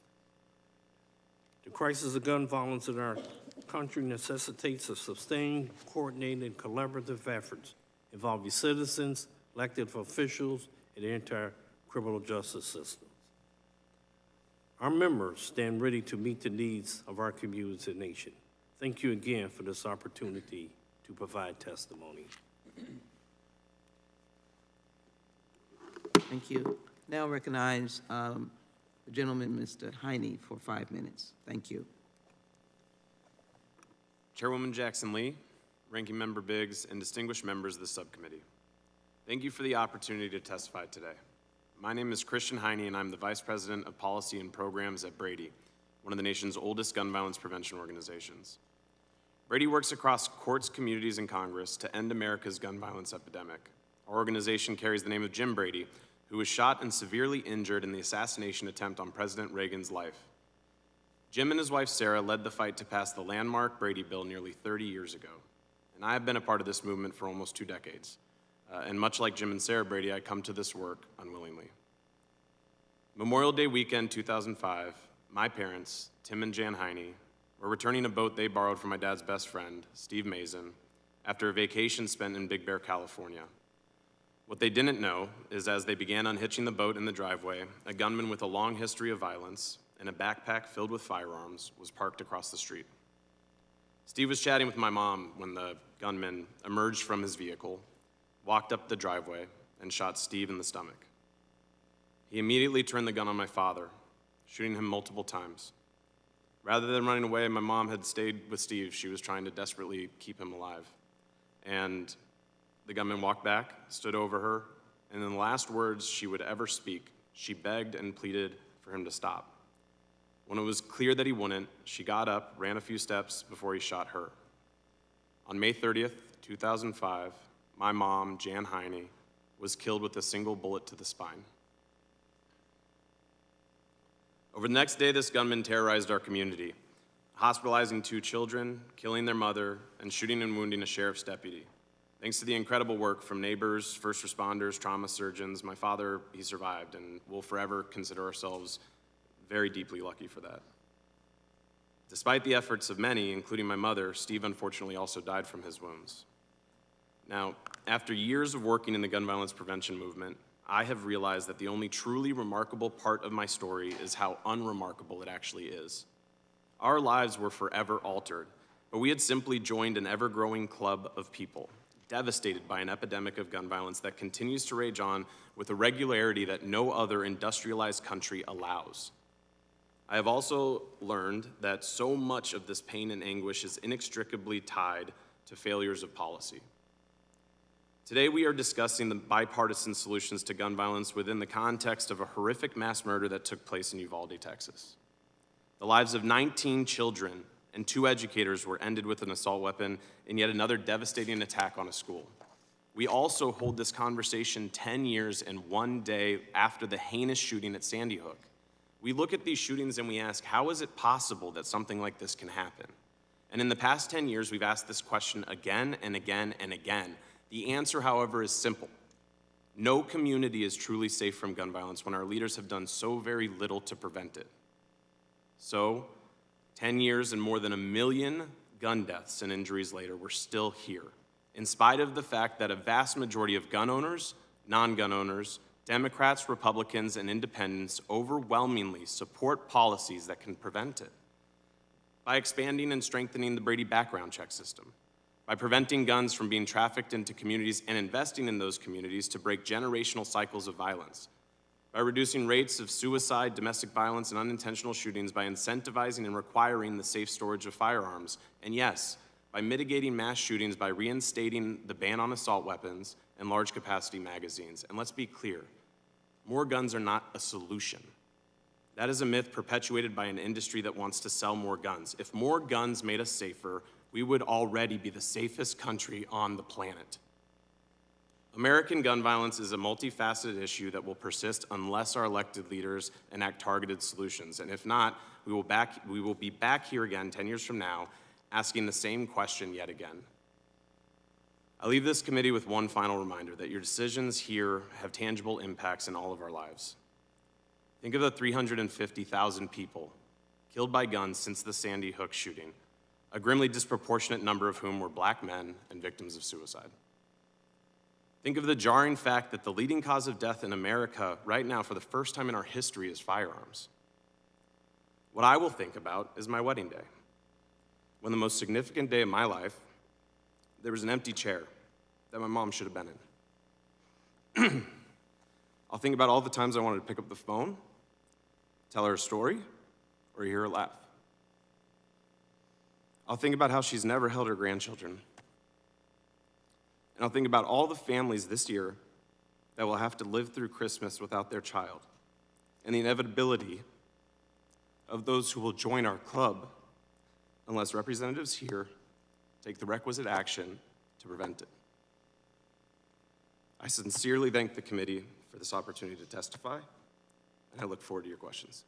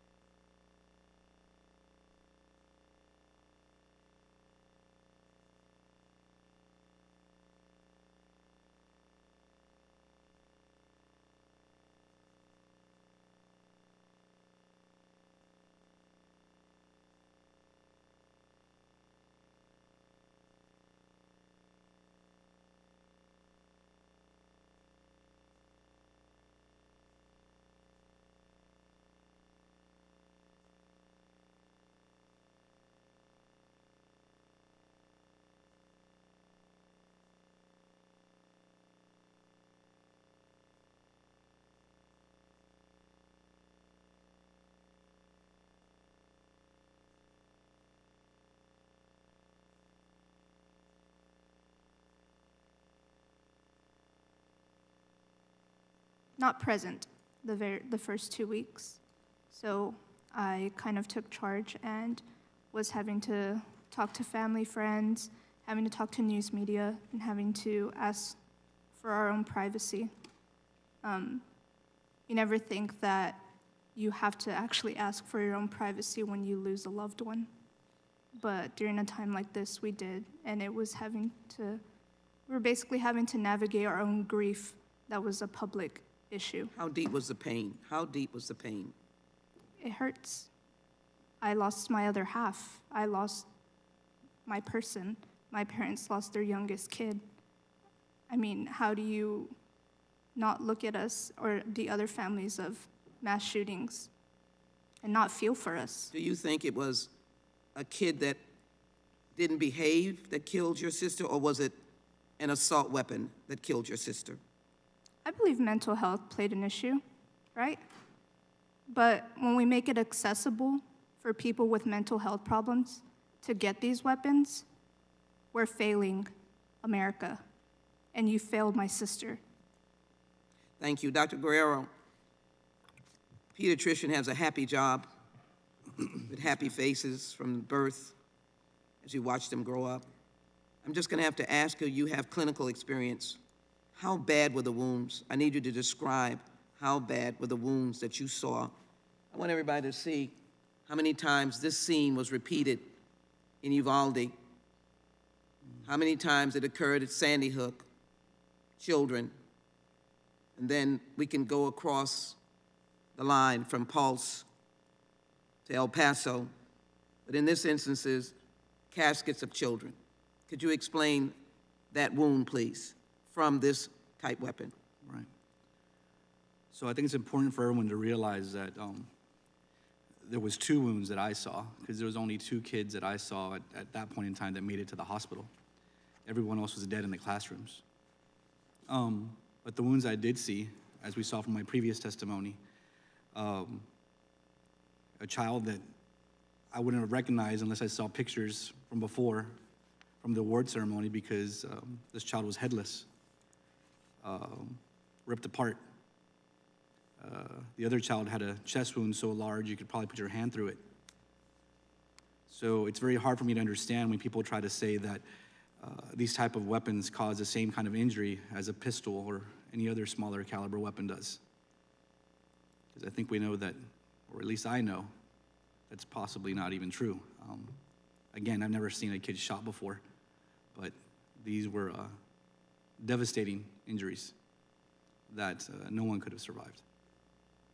Would you say the bodies were mutilated? Yes. Would you say that if someone had a pistol, that would have equaled what this weapon did to these bodies? No. Did you rush in as a first responder really to try and save lives? No, I was called in just to kind of help in the aftermath, because like I said, there was no one being brought to the hospital that was savable whenever I got there, and I just happened to see these kids in the back that were already deceased. And the kids that survived, you know, shrapnel injuries that were tolerable that they could get past, but the kids that were directly shot were dead.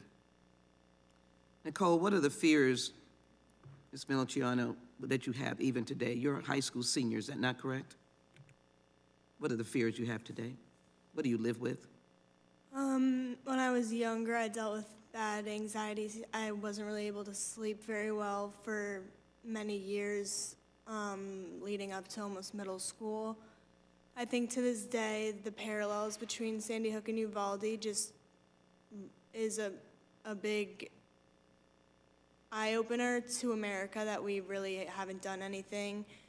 And a lot of gun violence in our country is due to systemic racism, it's due to poverty, it's due to homelessness. We know a lot of that is very underrepresented in the media, and the fact that gun violence is the leading cause of death for children is unacceptable and leads everyone, the next generation, afraid to grow up in this country, to raise a family in this country.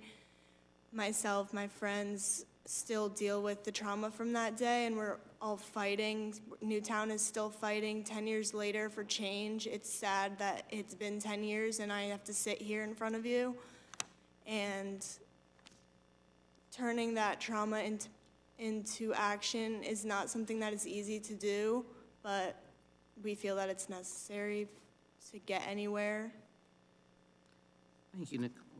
As I finish very quickly, Senator Gutierrez, you have reviewed the reports, watching body cam footage, speaking to the family members when it comes to training our law enforcement officers respond to mass shootings. I just want to get past and get to the heart of it. What the heck happened there, if you could, please? Chairwoman, it was system failure, it was communication failure, it was cowardice, it was, you name it, any number of things that happened on that day. As I've said before many times, this was the worst response to a mass shooting in our nation's history. What should the federal government do? One of the things that pervaded Congresswoman was a federal agent went up to a DPS trooper. Nobody was in charge. Nobody took charge. And one of the federal agents said, I'm waiting on my BORTAC team to get here. When they arrive, you know, and he said, I'm glad to help, whatever you need. And then all of a sudden that became, we're waiting on BORTAC. Prior to that, it was, we're waiting on DPS. Prior to that, it was the sheriff. The sheriff says, I wasn't in charge. DPS wasn't in charge. DPS was in charge. DPS says the sheriff was in charge. It all started with the story that this was all, the guy that was supposed to be in charge was the school cop. No one took charge. And the sad part about these types of events is they don't happen in a vacuum. Had this young man not had access to this type of weapon, all of those failures wouldn't have made a difference, but he did. And he waited until his 18th birthday to get him because he had tried and failed prior to that. Unfortunately, in Texas, you can get this type of weapon at the age of 18.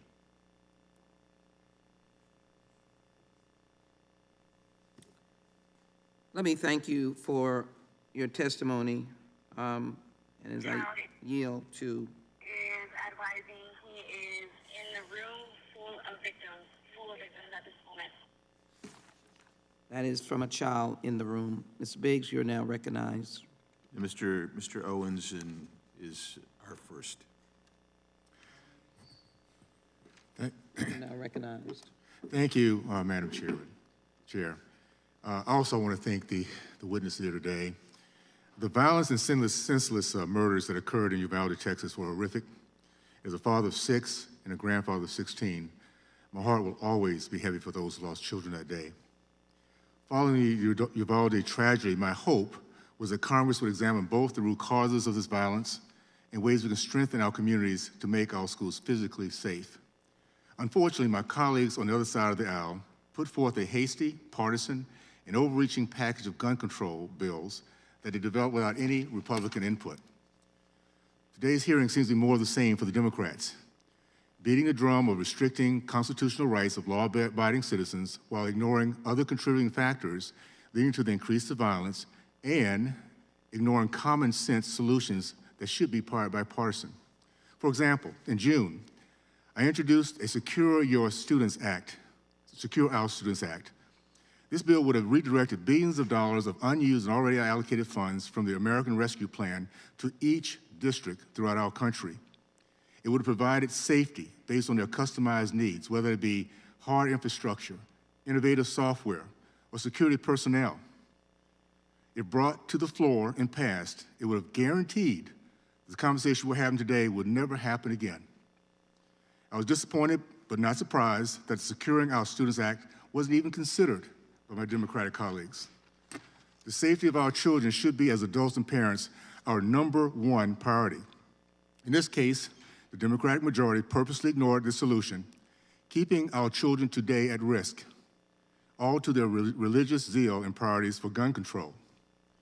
Another bill that should have had bipartisan support was the Luke and Alex School Safety Act, introduced by Representative Mario Diaz-Balart in February of last year. This bill would have established a clearinghouse, a national database of school safety best practices, which would have been available to schools, law enforcement agencies, institutions of higher learning, and to the public. Again, the Democrats declined to bring this bill to the floor for discussion or vote. There are root causes that my colleagues on the other side refuse to address, possibly because of the decades of anti-family policies that have gotten us here.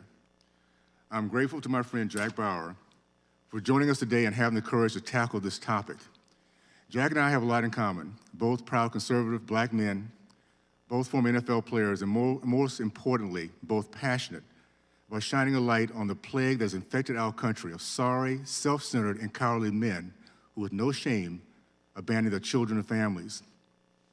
I'm proud to work with Mr. Brewer on H.R. 1180, a fatherhood initiative that simply states fatherhood is essential to the development of all children, and that the increased involvement of fathers in the home will lead to economic prosperity, educational excellence, and improved social mobility for children across all racial and ethnic groups. With the remainder of my time, I'd like to give Mr. Brewer the opportunity to respond to the following questions. How does the absence of fathers in the home contribute to the violent behavior in adolescent males, and what are some of the other contributing factors? Thank you, Congressman Owens. I serve a number of fatherless kids every day, particularly in the state of Florida, and I also serve in prisons across the country. And so looking in the eye of men who have actually pulled the trigger, firing illegal guns, shooting at each other, killing people, and asking them, not asking myself what I feel and what policies and what changes can be made, but actually asking them why and how. How can we actually solve these issues versus being partisan? Fatherhood is essential. We see it. If we don't do something about this epidemic, if this was anything else, we would have already addressed it as Americans. When you look across and see 18.6 million fatherless kids in our nation, it should make our stomachs hurt. And the fact that every time we look up and see someone do a mass shooting, they never have a strong-handed daddy in their life. At what point are we going to be brave enough to address those root causes? I go to prisons every week. I'll be in another one next week. And so I'm crying out for those guys in the prisons, because at the end of the day, they're growing up in poverty. They're growing up without parents. These kids are hurting. These are Americans. And so if we continue to put billions of dollars into our criminal justice system without putting any money into rehabilitation programs, without putting any money into programs that are going to make sure that our fatherless population have strong men who can mentor them, who can help them academically in school, who can run sports programs, we have a nation in crisis. We're confusing our kids with all of these policies that are anti-family and anti-God. And so, Mr. Owens, I'll yield back, but I just want to thank you for your bravery. And there's a lot of young boys that look up to the Super Bowl champion that sits in these halls of Congress. And you continue to fight for the real solutions. They're not popular. Trust me, I get bashed. I'll get bashed today for just being here. But I'm okay with that because the God I serve is much bigger. Congressman Owens, thank you so much for this opportunity. Thank you, Mr. Barrow, for your leadership, your vision, and for being a voice in the wilderness. Thank you, my friend. I yield back. Thank you both very much. And as I yield to the chairman of the full committee, we've just passed a one-stop shop that deals with a lot of those issues. Thank you. I yield to the chairman of the full committee, the distinguished gentleman from New York, Mr. Nadler. Thank you, Madam Chair. Chief Holt, we've just heard testimony from Mr. Brewer that the causes of our gun violence problem are a lack of fathers, and from Professor Lott that there's no effective difference between an AR-15 and a single-shot gun. Could you comment on this testimony, please? In my experience in law enforcement, I think it's a huge difference between the AR-15 assault weapon and a 9mm or 38 revolver. I think the key is my officer was killed with an assault weapon. Recently, as 2 months ago, I responded to a Detroit police assist where a high-powered pistol with an extended magazine shot an officer and killed him from the back of an apartment building. He was lured into this trap. I think there's something to be said for a strong family background. I don't think that is the solution to what we're facing right now with gun violence in the United States, and particularly in my city. Thank you very much. In other words, this testimony is with respect to the prevention of gun violence, idiotic, and I agree with you on that. Mr. Hayne, this year we were able to make some progress on gun violence with the passage of the bipartisan Safer Communities Act, yet there's still much more to be done to prevent gun violence. As this legislation gets implemented, how will it make our community safer, and what will happen if we don't take additional actions to build on the bipartisan Safer Communities Act, such as the legislation that passed in this House but not in the Senate? Yeah, thank you so much, Chairman Adler, for the question. And the Bipartisan Safer Communities Act is a really important step. I would say a number of policies and a package that undoubtedly is going to save lives, but it's not going to solve gun violence overnight. I would actually mention the fact that the universal background check, something that 90% of Americans support, what would serve as a foundation for all gun laws to function, was off the table during that negotiation. So while we were incredibly excited about things like addressing the dating partner loophole, the historic funding for extreme risk law implementation, funding for community violence intervention programs, which addresses a lot of the root causes that we're talking about, community investments in order to address the cycles of gun violence, all of that stuff is going to have tangible impacts in communities. But we do have a lot more to do to address gun violence in all of its forms, and this committee has done an incredible job of putting some of those solutions forward. Thank you. Chief Holt,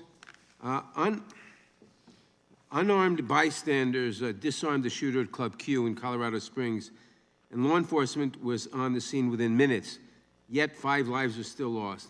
What does this say about the limitations of law enforcement when we allow assault weapons in our communities? I think the issue to respond to that question, and I'm going to respond to it, is how we train and how we respond to something like that.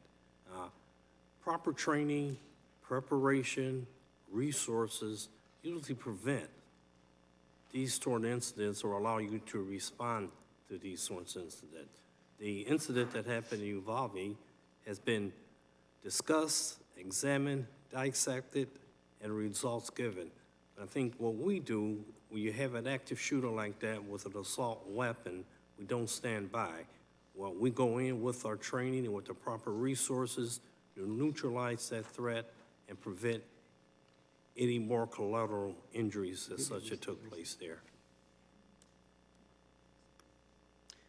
Thank you. Ms. Melchiono, when you went through this experience, you were 7 years old. But as you've grown older, there have been other school shootings, Parkland, Santa Fe, Oxford High School, Uvalde. Each of these was a mass shooting on a school campus, 2 of them with assault rifles and high fatalities, just as you experienced. What was it like to hear about these events? It was definitely re-traumatizing. The parallels between Uvalde really uncovered a lot of trauma that I had experienced in the past. Growing older with these memories that I experienced on December 14th, 2012, they're always in my mind, and as I grow older, processing it over and over again is hard because you think of it in different ways and you understand it in different ways, and it makes you question why we keep allowing this in our country and we don't take any action. And Parkland, I think, was one of the first times when I really questioned why we choose to live like this in our country. We know that a lot of these shooters are obtaining these AR-15s and their guns legally, and we need to implement change to make it harder. Thank you, and I yield back. The gentleman yields back. As I yield to Mr. Stuvey for his time, I want to thank all the members that have come to this hearing and recognize the gravity of this issue. Thank you. Mr. Stuvey, you're recognized. Thank you, Madam Chair. Chief Holt, isn't it true that the functionality of a semi-automatic handgun is exactly identical to the functionality of a semi-automatic rifle? That is true. So you would actually agree with Mr. Lott's statement that was earlier and mischaracterized by the chair that a semi-automatic handgun, regardless of the caliber, 9mm, 40, we don't have to get, I mean, we could do that argument for hours. Regardless of the caliber, a semi-automatic handgun operates every time you depress the trigger, a round comes out, functions exactly identical to a semi-automatic rifle. Well, I don't agree with part, but what I don't agree with. All I'm asking is a semi-automatic rifle, every time you pull the trigger, a round comes out, correct? Same as a revolver, yes. Thank you. So you agree with the way that Mr. Lott characterized that? I've been an elected, I'm sorry? No, I do not agree with. I think what he was characterizing. No, a semi-automatic rifle and a semi-automatic handgun function exactly the same. Every time you depress the trigger, a round comes out of the chamber. Is that correct? As well as a revolver and a single shotgun. Thank you. So I've been in elected leadership for 12 years. And when I first got elected in 2010 in the state house, Sandy Hook happened shortly after I was in the state house. And being a former military guy who served in a deployed environment and want to find solutions to problems, I started doing research like a good lawyer does. And I saw that in Florida at the time, all of these shootings that were occurring nationwide were happening in gun-free zones, especially in schools, where you have those perpetrators who want to go in and kill as many defenseless children as possible are going to go to a place where they know that people aren't armed. And at the time in Florida, we didn't have school resource officers in every single one of our elementary schools. So I filed a bill that would do away with gun-free zones specifically in our schools and develop a policy and a program. I actually worked with Sheriff Demings, Val Demings' husband, on this with the Sheriff Association, where we would have certified law enforcement officers with concealed carry permits that would go through a specific gun safety, school safety course, just like the SROs go through, and put those individuals in our school, former current military, former current law enforcement, that would go through a training course that would be able to respond to these type of incidents. Because what Mr. Lott's research has shown, and this is from his, this is today, 94% of mass shootings between 1950 and 2019 occurred in gun-free zones. That is a fact. Sandy Hook's a gun-free zone, Pulse nightclub was a gun-free zone, Parkland was a gun-free zone, the FSU shooting that we had in Florida was a gun-free zone, and Uvalde was a gun-free zone. And regardless of, we will never get evil people out of this world, and regardless of what tool they're using to accomplish the evil they intend on accomplishing, by not having somebody there who is properly trained, who is armed to be able to respond to these type of atrocities, is what is putting all of our children in these horrible situations. And I fought hard to get that changed in Florida, and I believe if that bill would have been passed before Parkland, those kids in Parkland would have been saved because that shooter would know that if he was going to that school, there's gonna be armed, trained people on the other side that could respond to that. So I wanna thank, and I'll yield the remainder of time to Mr. Lott to comment specifically on the gun-free zones and through acts of Congress of what we've done to make gun-free zones a target for these perpetrators who know that when they walk into a school grounds, there's not going to be anybody there that's going to be able to respond in a timely manner. And in Florida and in my district, average response time's 2 to 4 minutes, depending on where law enforcement is. And we all know how quickly the travesties of this evil can occur in such a short period of time by not having somebody armed and trained and able to respond. Mr. Lott, I'll yield the remainder of my time to you. Yeah, thank you. Look, I mean, you can just read the diaries and manifestos that these killers leave behind. They make it very clear. They're not stupid. Their goal is to go and kill as many people as possible. And they know if they go to a place where victims can't defend themselves, they're going to be able to go and kill more people. We looked at all school shootings of every type, from an accidental discharge all the way up to a mass public school shooting from 2000 on. There are 20 states that have armed teachers. Varies the percentage of schools in different states, but you're talking about literally thousands of schools.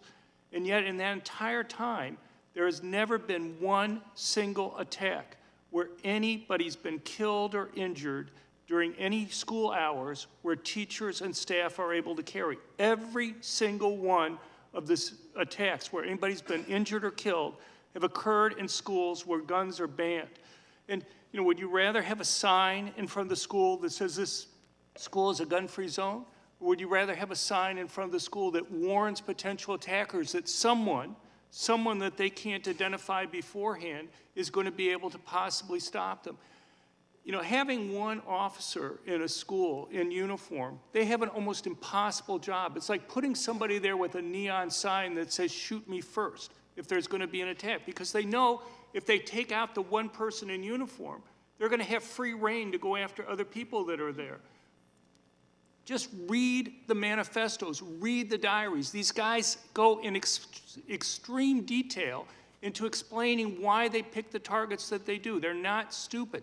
Their goal is to get media attention, and they know the more people they kill, the more attention they're going to get. Thank you for being here. Gentleman yields back. Noted for the record that since the killings in Sandy Hook, 25,000 children have died by gun violence, which evidences that wherever we are, they're making schools a combat zone. Armed persons will do that. Let me yield 5 minutes to the gentlelady from Pennsylvania, Congressman Dean. Thank you.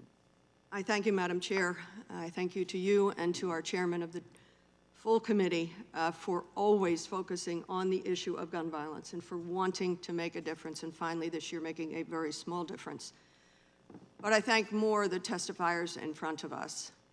For those who have lost so much, families from Uvalde, Sandy Hook, in neighborhoods around this country, I thank you so much. I always start with the notion of what John Donne said so many centuries ago. Don't ask for whom the bell tolls, it tolls for thee.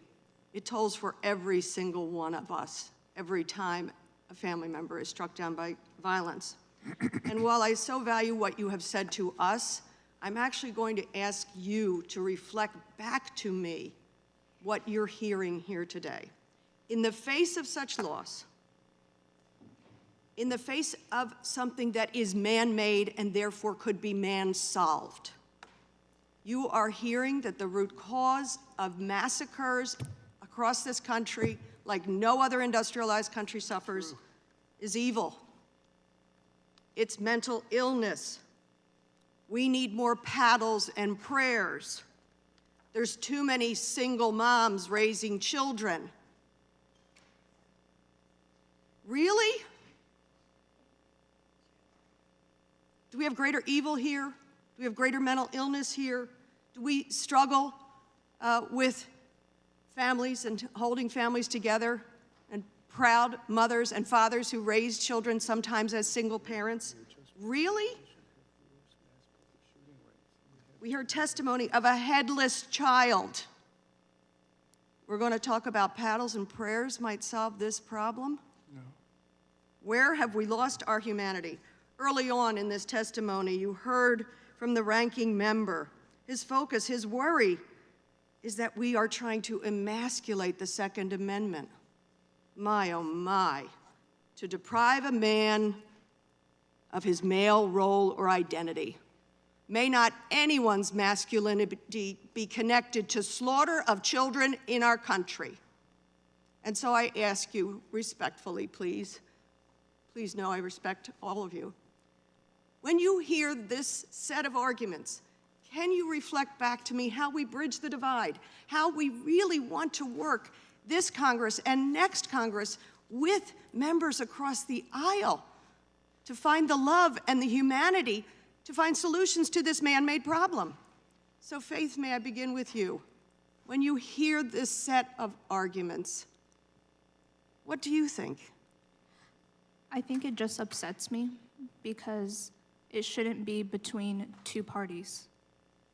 It should be the fact that Americans are dying every day, children in America are dying, and you're arguing over the fact of, well, if we take away this gun, we're taking away our Second Amendment laws. That's not the issue. The issue is your people are dying, you are the leaders, and you aren't doing anything about it. Thank you. Dr. Guerrero, what do you think? I think it's disturbing on my end because as a pediatrician, you also see the parenting side of these kids in your clinic every day. And I have plenty of kids that suffer from mental illness, that end up being in institutions, that end up as bad kids that had great parents, both mom and dad, day in, day out. And the parents are at wit's end saying, I don't know what the hell to do with this kid. And it's not that I did anything wrong or didn't raise him correctly. What is, just is, right? And as I mentioned earlier, with the shootings at Pulse and at Club Q and in El Paso, I want to focus on that on this side. I'm a proud gay man. I'm a proud Mexican American. I'm also a proud Uvaldean. So all three of these tragedies angle in at me at some root. So don't sit here and tell me it's because this kid wasn't raised right or because they were suicidal, went into depression, didn't have a therapist. Yeah, maybe that all has a part of it. But every single one of these people, every single one of these monsters had access to this type of weapon. And in the remaining time, I thank you. Senator Gutierrez, I'm joined here today by my friend, Representative Matt Bradford from the Pennsylvania House of Representatives. He's our Democratic leader in the House. I served with him there. We formed the PA Safe Caucus after Sandy Hook 10 years ago. We heard these same arguments. What's your reaction when you hear this ridiculous clash of arguments? Congresswoman, it's outrageous. I mean, at the end of the day, an 18-year-old accessed a militarized weapon on his 18th birthday, and then again on the next day, and then again the next day. The fact is, 18 states have age limits. You passed a bill in the House with an age limit to 21, and the Senate compromised bipartisan bill stripped that out. The fact is, if America saw how this young man accessed these weapons, you would be disturbed and disgusted about an 18-year-old going in to buy these types of weapons. 75% of Republicans want age limit increase. Your constituents want an age limit increase to 21. You know, Jesus Christ, he was a fixer. He wasn't a prayer. There's only one time in the Bible he said to pray, and that was the day before he was arrested. He said, let's pray. The fact is, he fixed things. He did things. He said, let's do something. Let's be kind to immigrants. Let's save kids. Let's protect kids. He was a doer. You're doers. You're fixers. That's what people elected you to do. And now it's time to do something. Not to do something for the moneyed interest. We all know about the money in this room, and we know all about the gun lobby in this room. Bloomberg. And that's the truth. And I pray that in this upcoming Congress, we will find the power to work together to solve this problem, because 97% of gun owners want us to solve this problem. I yield back. I thank the gentlelady. That is the cause and reason of this hearing, and I look forward to that work and yield to Judge Gomert. Thank you, and I do have great sympathy for the victims, families represented here. As a former felony judge, I've seen the worst of the worst, and anyway, heart goes out to you. The issue here is what to do about it. Mr. Lott, do you have any statistics on what percentage of Americans want to see limitations on gun rights? Yes, thank you very much. A lot of the surveys that have been mentioned so far, I think, are pretty misleading. So earlier it was mentioned about support for red flag laws, for example. And if you look at surveys, they'll go and say by 2 to 1, Americans support red flag laws. The problem is the way the questions are asked in all these things makes a huge difference. So for example, for red flag laws, they'll say, do you support judges being able to temporarily take away a person's guns who is a danger to themselves or others? And most people think that's reasonable. The problem is... Well, actually, most places, that's the law. Right. Yeah, I understand. I mean, it's already the law even without red flag laws, because you have involuntary commitment and other types of laws. But the point is that if you merely tell them 2 things about red flag laws, that one, that there's no hearing that occurs before the judge takes away the weapons, and that there are no mental health care professionals involved in the process, unlike involuntary commitment, you end up going from 2 to 1 support to almost 2 to 1 opposition. Take something like... thank you. I just wanted to touch on that. But sure. this is such a critical issue. And Reverend Brewer, I appreciate your work. I've seen it over and over in our prisons in Texas. The least recidivist rates occur where there has been Christian mentoring and follow-up, and it's been amazing. But unfortunately, a lot of places ban that. You mentioned about the high percentage of fatherless children that are involved in these kind of violent attacks. But it goes deeper than that, and I know you agree with me. Going back to John Adams, who said, "We have no government armed with power capable of contending with human passions unbridled by morality and religion. Avarice, ambition, revenge, gallantry would break the strongest cords of our Constitution as a whale goes through a net. Our Constitution is designed only for a moral and religious people. It is wholly inadequate for any other." And that's what it comes down to. More than just fatherlessness, we have started teaching children that there's no absolute right and wrong. What feels good is probably okay. We've got schools that are grooming children to be what our current laws say is sexual assault of a child, and it's going on publicly. Our morality as biblical, Judeo-Christian morality has gone out the window. So that is the common thread that I've seen, and I agree with the people here. But to this extent, if we're not going to get back to teaching morality, Judeo-Christian principles on which we were founded, as Alexis de Tocqueville said, wow, this is amazing. He said, in Europe, religion, Christianity, and freedom go two different directions. In the United States, they're inextricably woven together. We got to get back to teaching there is a right or wrong, or I agree with everybody here, we're going to have to get rid of the Second Amendment. We're going to have to get rid of freedom of speech. We're going to have to get rid of freedom of assembly. This Constitution won't work the way we are teaching children. And I'd give you the rest of my time to elaborate on that. Thank you, Mr. Gomer. I mean, I have been working on these issues with my hands for a long time. My question is, how many of the folks behind that in Congress have actually been in the prisons actively and going to the inner cities actively? So for me to be called, my ideas to be called idiocy and to be made a mockery of in front of the nation, you know, I know that I'm taking that persecution in the name of Jesus, because I hear a lot of flesh talk. I don't hear any spirit talk. Spirit talk says that we cannot solve things of the flesh with the flesh. The things of the spirit must come in. When you pull a trigger and mass shoot somebody, you are spiritually weak.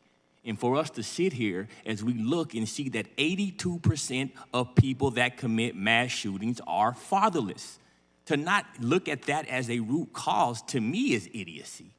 And so when we start talking about our kids, look at what's happening in our public schools.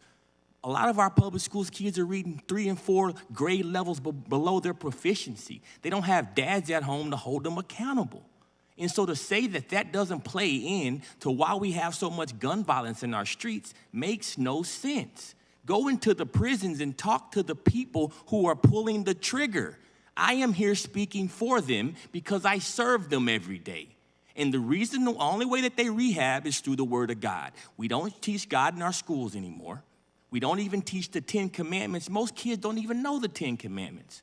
And so they don't have a fear of God. If you don't have a fear of God, there is no way that you are going to be able to go into a society and promote any type of righteousness. We are morally weak as a nation right now, and I think we've put that front and center for the American people to see that we have certain people in our government that do not want to stand up for the Word of God. That is called the Antichrist, and I yield back, Mr. Gomer. Thank you. My time's expired.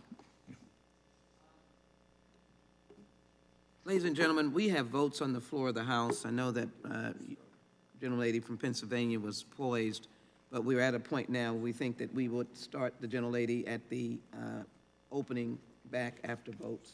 Okay, whatever you need. We would appreciate your graciousness.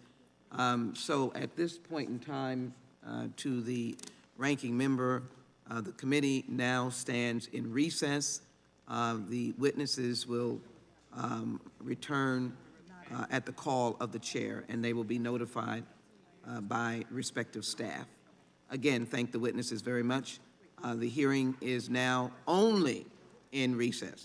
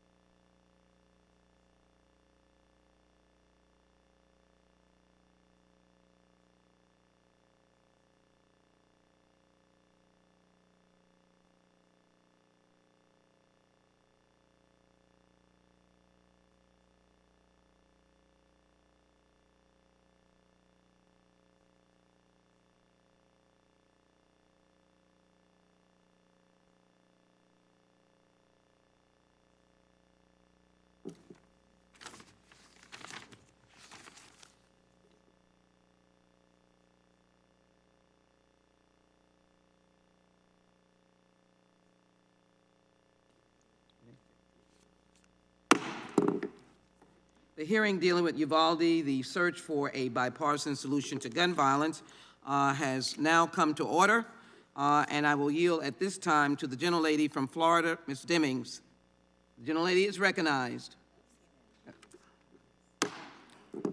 Out of the friendship and collaboration, I will yield to the gentlelady from Pennsylvania, Ms. Scanlon, for her time. Thank you so very much.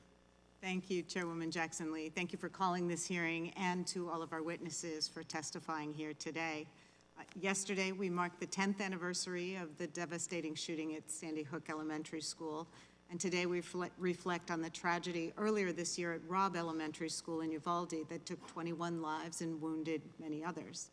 Our children deserve bright futures, not the traumatization of active shooter drills or actual active shooters while learning their ABCs. Far too many lives have been cut short by senseless gun violence. Faith Mata, I too am tired of hearing the stories of victims. Although I'm incredibly grateful to you and your parents, to Nicole and her colleagues from Sandy Hook, and all the families impacted by school shootings in Uvalde, Parkland, Sandy Hook, and Columbine and beyond, in communities of faith in Charleston, Texas, Minnesota, and more, the families of shoppers in grocery stores from Buffalo to Boulder, and relatives of victims of shootings at places of entertainment in Orlando and Colorado and Peoria, as well as to the advocates in my district and communities across America who've experienced gun violence, but turned that experience into action and advocacy for their communities. Today's hearing has been called to explore whether there are bipartisan solutions to gun violence, and I would welcome actionable, real suggestions from our colleagues across the aisle based upon actual data and facts. And if they don't have real solutions, then I think it's important that all Americans know that. One of the issues we have in devising bipartisan solutions is that we have to work from a shared set of facts. I appreciate the perspective of several of our witnesses who have shared recommendations based upon verifiable data and evidence. We know what the problem is. As Dr. Guerrero notes, guns are now the leading cause of death among children in our country, not any other country. And more Americans of all ages have become victims of gun violence, including myself. It shouldn't surprise anyone that in the country that has more untraceable guns and unregulated gun users per capita than any other industrialized country in the world, also has the highest rate of gun violence per capita. Now, at the outset, we need to confront the myth that the Second Amendment bars any restrictions on the possession or use of any guns by any person, a myth perpetuated by the gun industry while reaping billions in profits. In fact, the Second Amendment is not a suicide pact, and like every other part of the Constitution, is subject to qualification in certain circumstances. What we don't need is pseudoscience or deeply flawed research that's been repeatedly debunked over several decades, as is unfortunately the case with Mr. Lott's research. Senator Gutierrez asked, how many children have to be murdered before we're willing to ban the chosen weapon of school shooters? And how many people have to be killed before we take reasonable steps to end murder, and I would add, prevent suicide?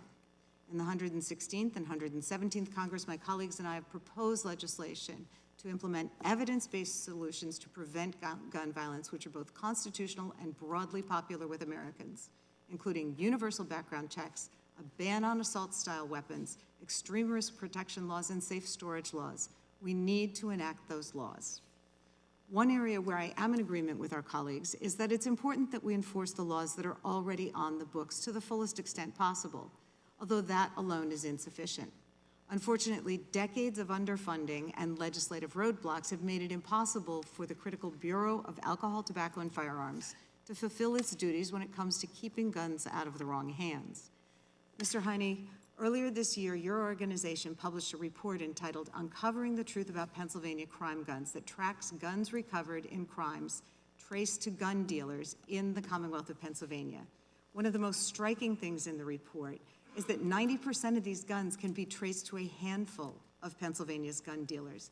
Can you elaborate a little bit on the findings around these numbers and tell us what the problem here is? Yeah, absolutely, and thanks so much for the question, Congresswoman. I couldn't agree with you more. we talk a lot about gun violence and solving for gun violence in terms of who's pulled the trigger, and what we don't ask enough of the time is where did the gun come from? That Pennsylvania report made it really clear, and a more jarring statistic is that 50% of the guns that were recovered in Pennsylvania, of the near 100,000, 50% of them came from only 1% of Pennsylvania dealers. This is a very solvable problem, and if we make tactical law enforcement investments to go after these individuals, these negligent and irresponsible dealers, we can have a tangible impact on the flow of illegal guns. There are too many communities where it's easier to find a firearm than it is to find fresh produce, and these are not things that grow on trees. So we have got to enable ATF to do their job and to go after these irresponsible and negligent dealers. Thank you, Madam Chairman. I see that my time has expired, but I would like to request unanimous consent to insert into the record the report we were just discussing, uncovering the truth about Pennsylvania crime guns. And is that for unanimous consent?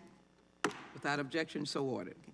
I'd also like to submit for the record a November 3rd, 2022 article from The New Yorker titled, "The Shoddy Conclusions of the Man Shaping the Gun Rights Debate. John Lott is the most influential pro-gun researcher in the country, but his methods and findings have been repeatedly debunked." Without objection, so ordered. I yield back.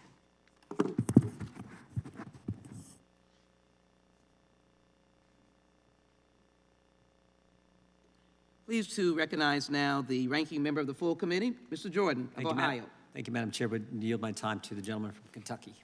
I thank the gentleman from Ohio. And the gentleman from Kentucky is recognized. Thank you, Madam Chairwoman. Mr. Lott, I was looking in your written testimony, the part of it that you didn't get to elaborate on in your opening statement, and I noticed something remarkable, a sentence here that says there was no drop in the number of mass public shootings with assault weapons during the 1994 to 2004 so-called assault weapons ban. Can you elaborate on that? And one other thing I want to point out before I turn that over to you is one of the most horrific shootings in history was at Columbine, and it happened in 1999, 5 years into this these so-called assault weapons ban. But can you elaborate on whether mass public shootings went down or up? Because today I've heard several times it stated that the 94 to 2004 assault weapons ban worked, and it's being proposed again. So I think it's important that we get the data, and to the document that the chair just introduced into the record, I want to say you are the only authority that we have here today on statistics and data. So if the other side would like to offer some facts or statistics and data, I would welcome them to bring a witness that's as knowledgeable as Mr. Lott on this subject at some time, and I ask Mr. Lott to answer the question. Microphone, please. Just one quick thing. You know, you look around the world, people seem to think that this only happens in the United States.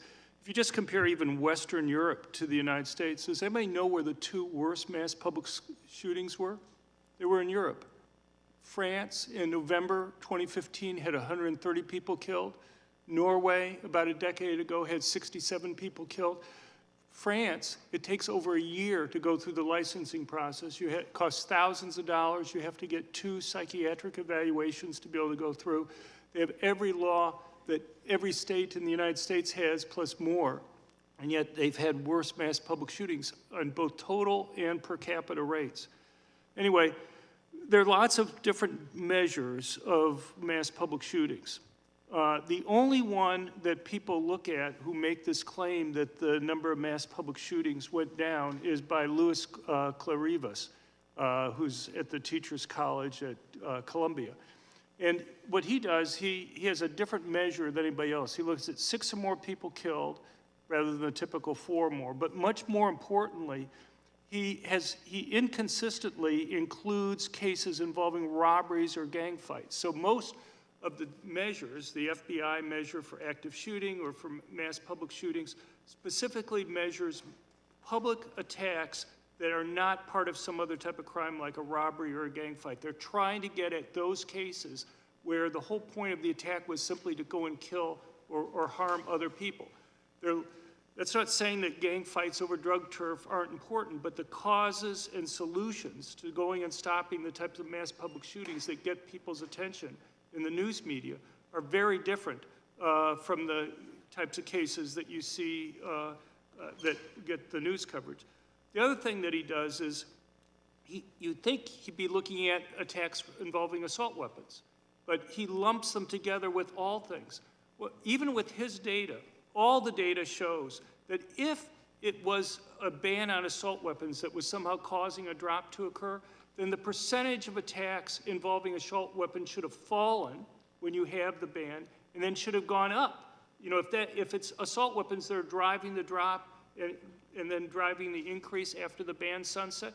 But in fact, even with his data, what you find, because he lumps both assault weapons and other weapons together, even with his data, the increase that he claims occurs during the 94 to 2004 period is driven entirely by non-assault weapons being used more during that period of time. But anyway, it's pretty clear, no matter how you measure this, in fact, Clarivas was an expert in the California assault weapons ban case, where I was an expert on the other side, and the judge ruled that his evidence was contradictory and was not acceptable by the court.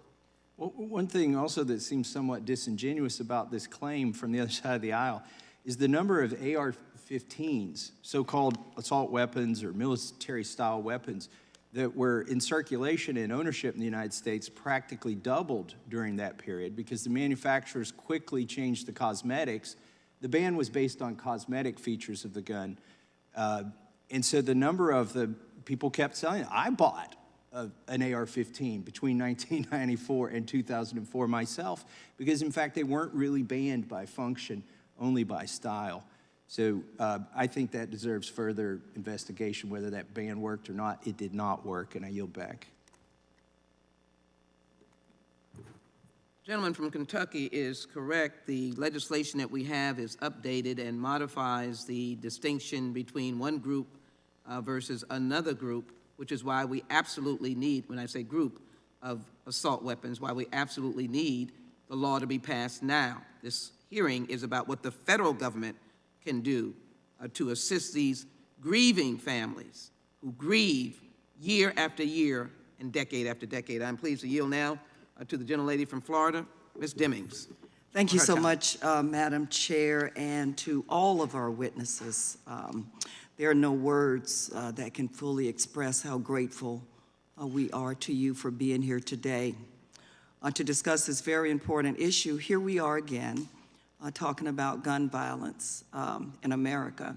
As members of Congress, our primary responsibility is the safety of the American people.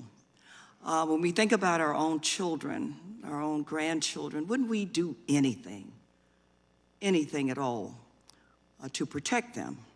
Well, our responsibility goes a little further here because we have taken an oath to protect America's children. As I hear the discussion, I am just, certainly as a former law enforcement officer, I'm just disappointed that we are not fulfilling our oath or our promise to protect America's children. I do have to recognize the presence of Noble's Executive Director, Dwayne Crawford. It's great to see you, and Noble member, Chief Holt. I've heard a lot of stuff. I've heard that we just want to take guns out of the hands of law-abiding citizens. That's nonsense. I carried one for 27 years. My father was a hunter. I grew up with guns.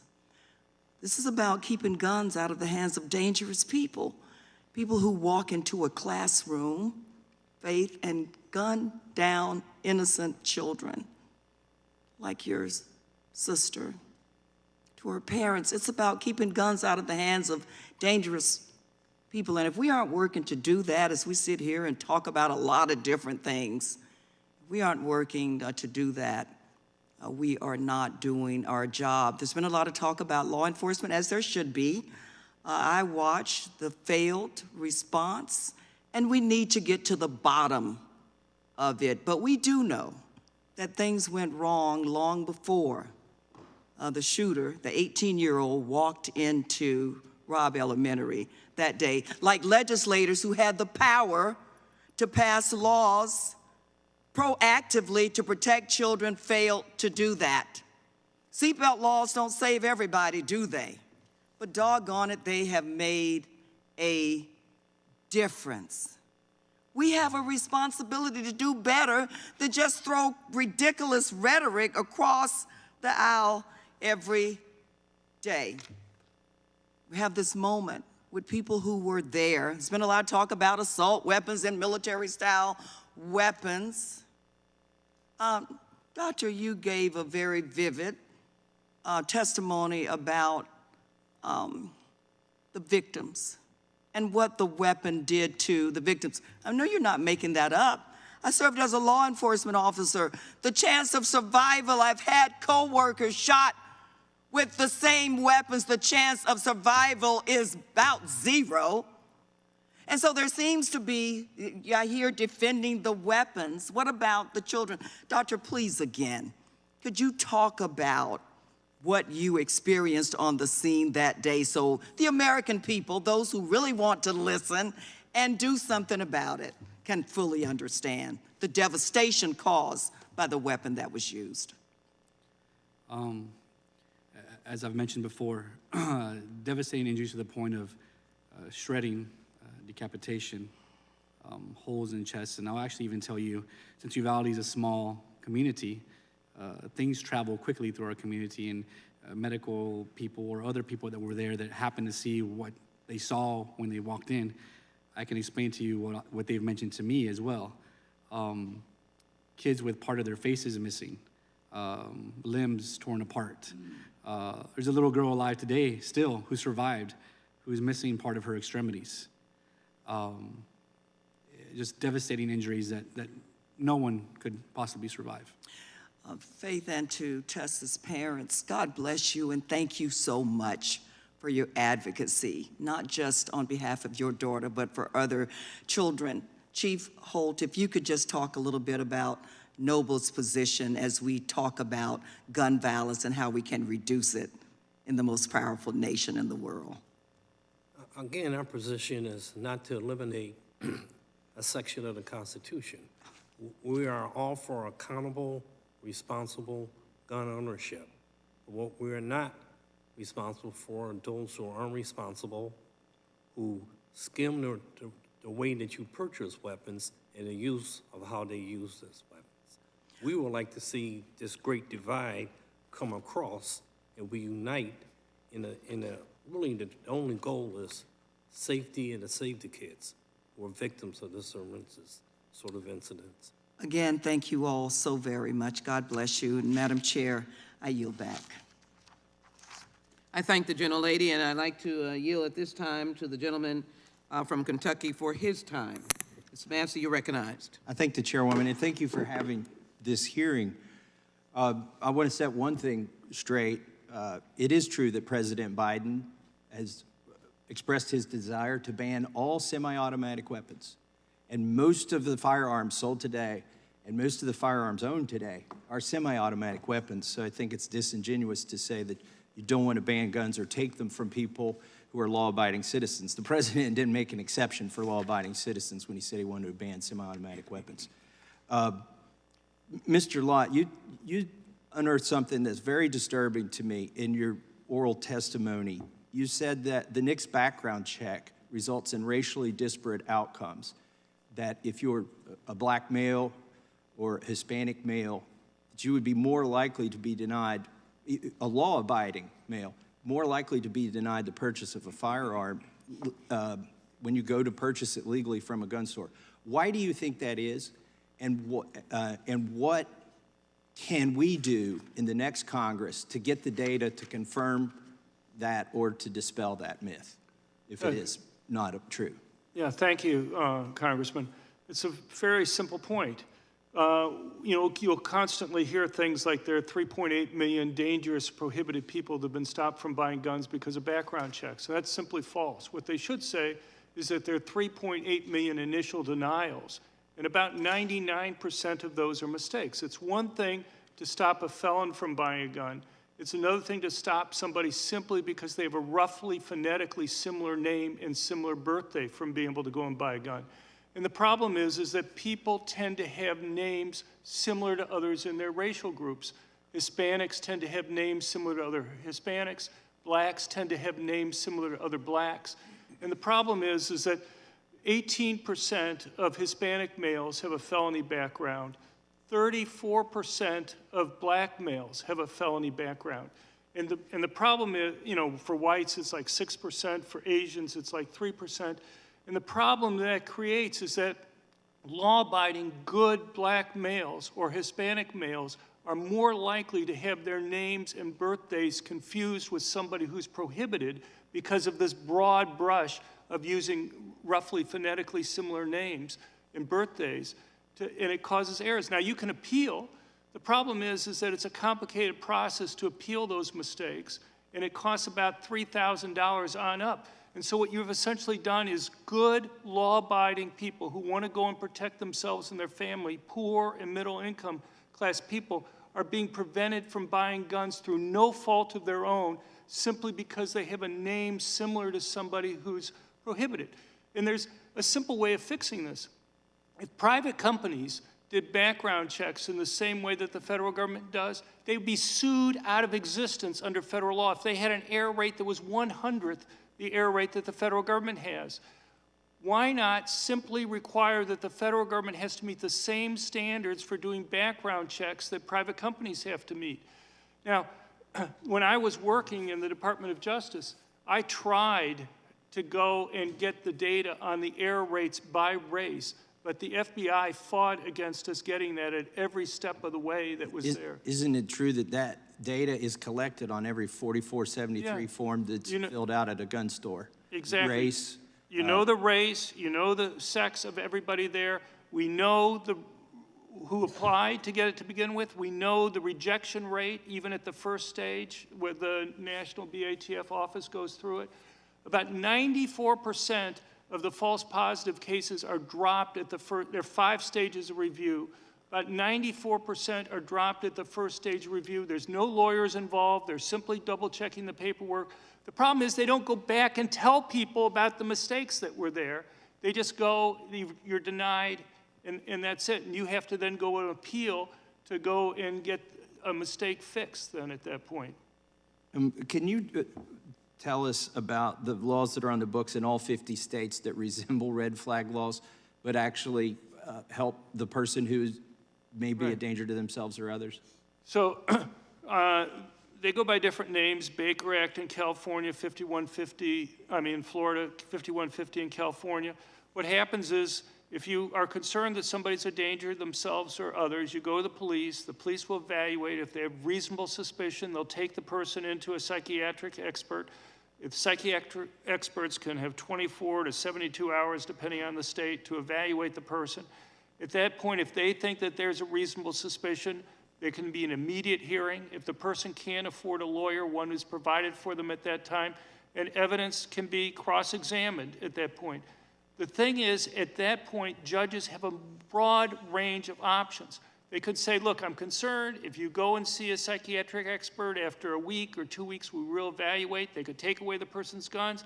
Or in the ultimate thing, because about 99% of these cases are used for suicide concerns with red flag laws, you could involuntarily commit the person. The problem with red flag laws is no psychiatric experts, no mental health care experts are involved in the process. The only thing that the judge sees is a written complaint by maybe one person that's there. If you really believe somebody's suicidal, or you really believe somebody's a danger to themselves or others, just simply taking away their guns is not a serious solution to the problem there. If somebody's really suicidal, you're telling me there are not other ways that somebody can go and commit suicide? But the way these laws are set up is they want you to think if you only take away a person's guns, problem solved. There's no problem at that point. You know, people can drive a car into a crowded sidewalk that's there and go and kill people if they're really a danger to other people. So before I yield back, just to clear that up, there are laws on the books in all 50 states that allow involuntary commitment and the taking of guns. But the difference between those laws is there's due process and the person receives treatment, whereas red flag laws, you just take the person's gun and leave them without treatment, and there's no due process. I yield back. I could analyze this discourse, but I simply say 5150, red flag laws that I happen to support, but none counter the idea that the person is alive. When someone is shot with a gun, a child, an assault weapon, they're dead, and they can't be brought back. I'm happy to yield to the gentlelady from Georgia.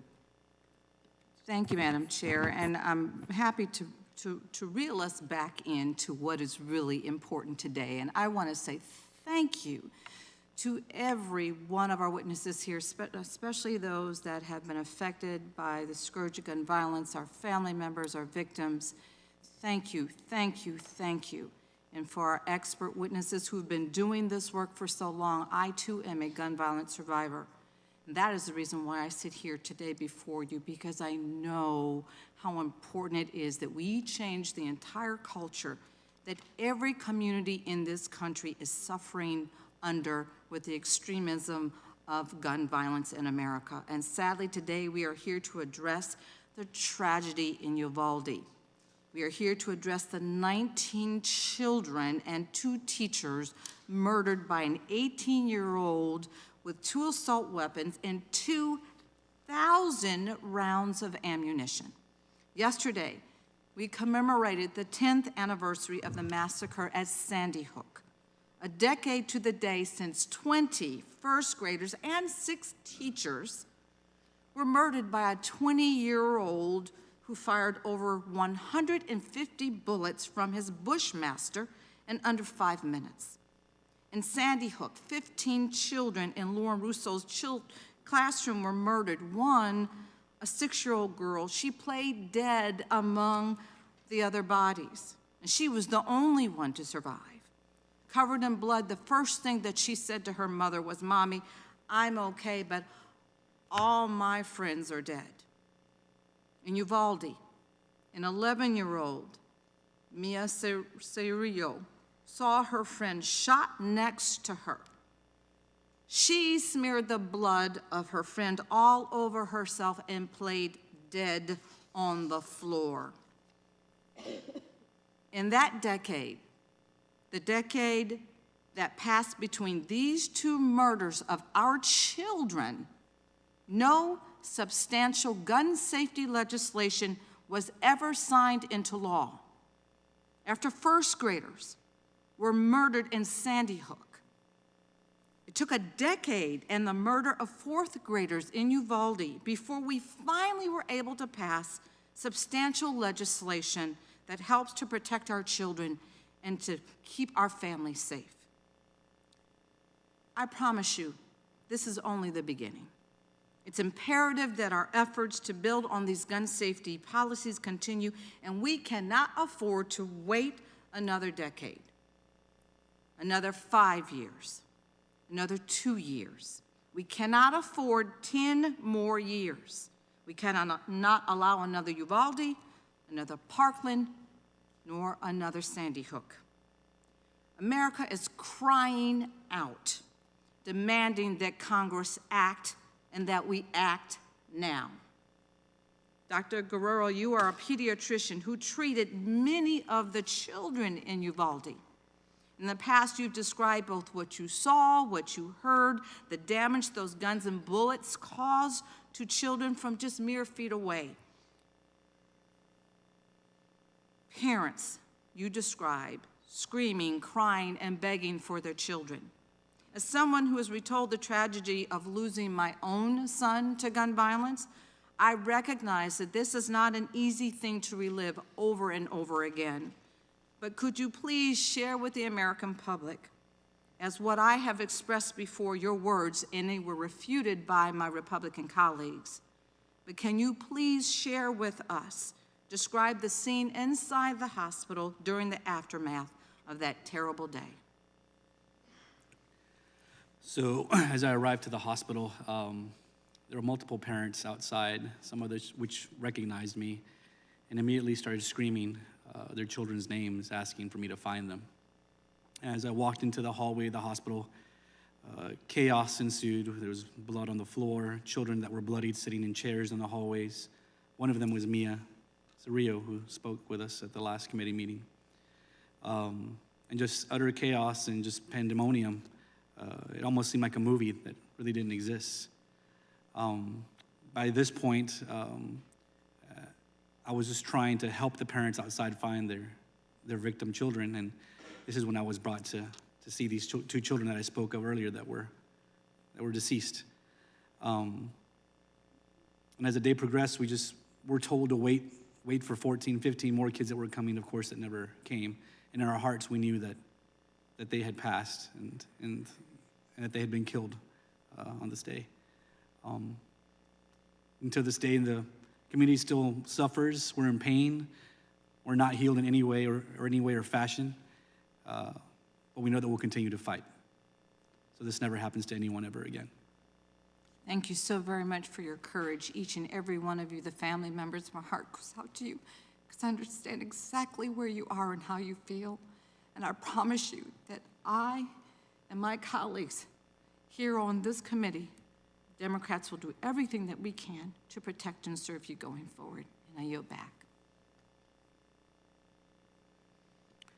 I thank the gentlelady, and now I'm privileged to yield to the ranking member of the subcommittee, Mr. Biggs of Arizona. I thank the chair, and one of the witnesses today talked about, and this is kind of what the focus has been about, is on who pulled the trigger, and then where did that gun come from. But if you're really going to get to the resolution of a societal problem that is tragic and horrific, it seems to me that you'd want to answer, at least try answering the question, is why did that person undertake to pull the trigger in the first place? Of course, my colleagues across the aisle referred to that question as, and theories that might pertain to that as being, I think they used the words idiotic and ridiculous. Well, it makes it tough to have a bipartisan solution when ad hominem attacks are is what you're hiding behind. I don't think that's really what any of us should be hiding behind. Chief Holt mentioned in his written and oral testimony that we should be focusing on, and I can pull it out here. I want to say, because I thought it was pretty prescient, comprehensive, non-judgmental, pragmatic, evidence-based approach. We're going to have a bipartisan solution. It seems to me that's where you would go. You would do it that way. But that isn't what typically happens in Congress, unfortunately. For those of you who've not dealt with Congress before, you probably didn't realize that. But that's really, unfortunately, the reality. So I want to go to Mr. Brewer. And I want you to tell me if you've explored and if you've tried to address the underlying causes of violence in society and even the root causes of violence of mass shooters. Every day. Every day. Thank you, Mr. Biggs. Every day I face this. And when you talk about violence, you talk about young kids in communities that have a little bit rougher than others and are faced with these type of situations. And I do it all the time. I go into the juveniles, I also go into the prisons. And so to talk to a kid or a man and ask, why did you pull the trigger? Why did you do a drive-by shooting? You start to really uncover the things that were going on in their lives. And in my programs, over 85% of those men happen not to have a father in their lives. And so it could be idiocy, whatever you want to call it, but that's not what the Word of God says. The Word of God says, defend the fatherless and the widow. And if we don't do that, then our land will be hit with a curse. We're experiencing that curse. My brother next to me touched my Bible and said that Jesus was a man of action and not prayer. Jesus prayed, there's over 25 different verses in the Bible of Jesus praying. He was a praying man all the time. And so to think that you can go into these communities and actually affect the individuals that are pulling the trigger without getting to the spiritual battle that we're facing in our nation, that's idiocy. because that doesn't align with the Word of God. None of us in here are smart enough to come up with any solutions. And if we think we are, we need to reevaluate that. Our solutions come from the Word of God. And if we don't want to get back and humble ourselves before God and actually look at our kids in the eye and make sure that they are sound with strong parents and mentors, every kid is not going to have a mom and dad. But the ones that don't, they still deserve mentors. They still deserve direction. So why are we not in this panel right now talking about real solutions to help the children that are suffering in our communities? We have the money, the programs are there. But when we look at Chicago just this weekend, 21 kids shot at each other. That wasn't with an AR-15 or any type of assault weapon. Thank you, Mr. Brewer. I'm going to yield my last minute to Burgess Owens, gentleman from Utah. We have two topics here, my friends. One is the Second Amendment rights, and that's going to be a discussion for years to come. The other one is how do we take care of our kids today? I want you guys to keep this in mind. I'm going to read this one more time, because if our goal is to make sure our kids are safe, then we can talk about all the other issues that adults can deal with. How about this? Secure Our Students Act, using billions of dollars of unused and already allocated funds from the American Rescue Plan that each district, Uvalde, Draper, Leon, and Tallahassee, each district would have what they need, their customized need: hard infrastructure, innovative software, or security personnel. Why would anyone vote against that? Take care of our kids. Let's get that done with first. So every fall we take our kids to school, we know they're gonna be okay. Let's have this debate for years to come if we want to about Second Amendments. Our children should be first and not be used as hostages, my friends. And that's what's happening right now today. We could stop this if we put the right legislation to make sure they're safe, period. I yield back. Thank you. And Madam Chair, I'm not going to extend my time anymore, and I'll yield back to you. Arizona for his questioning. Now I'm privileged to yield to the gentlelady from Texas, Ms. Escobar. Thank you so very much. You are now recognized, Ms. Escobar.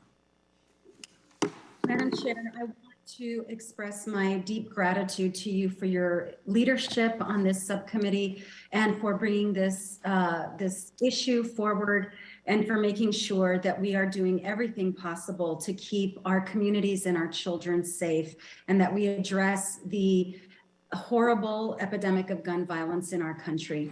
I want to thank our witnesses and extend my heartfelt condolences to those who have unfortunately had to experience mass shootings, who have lost family members to gun violence, and who are deeply traumatized by what has happened.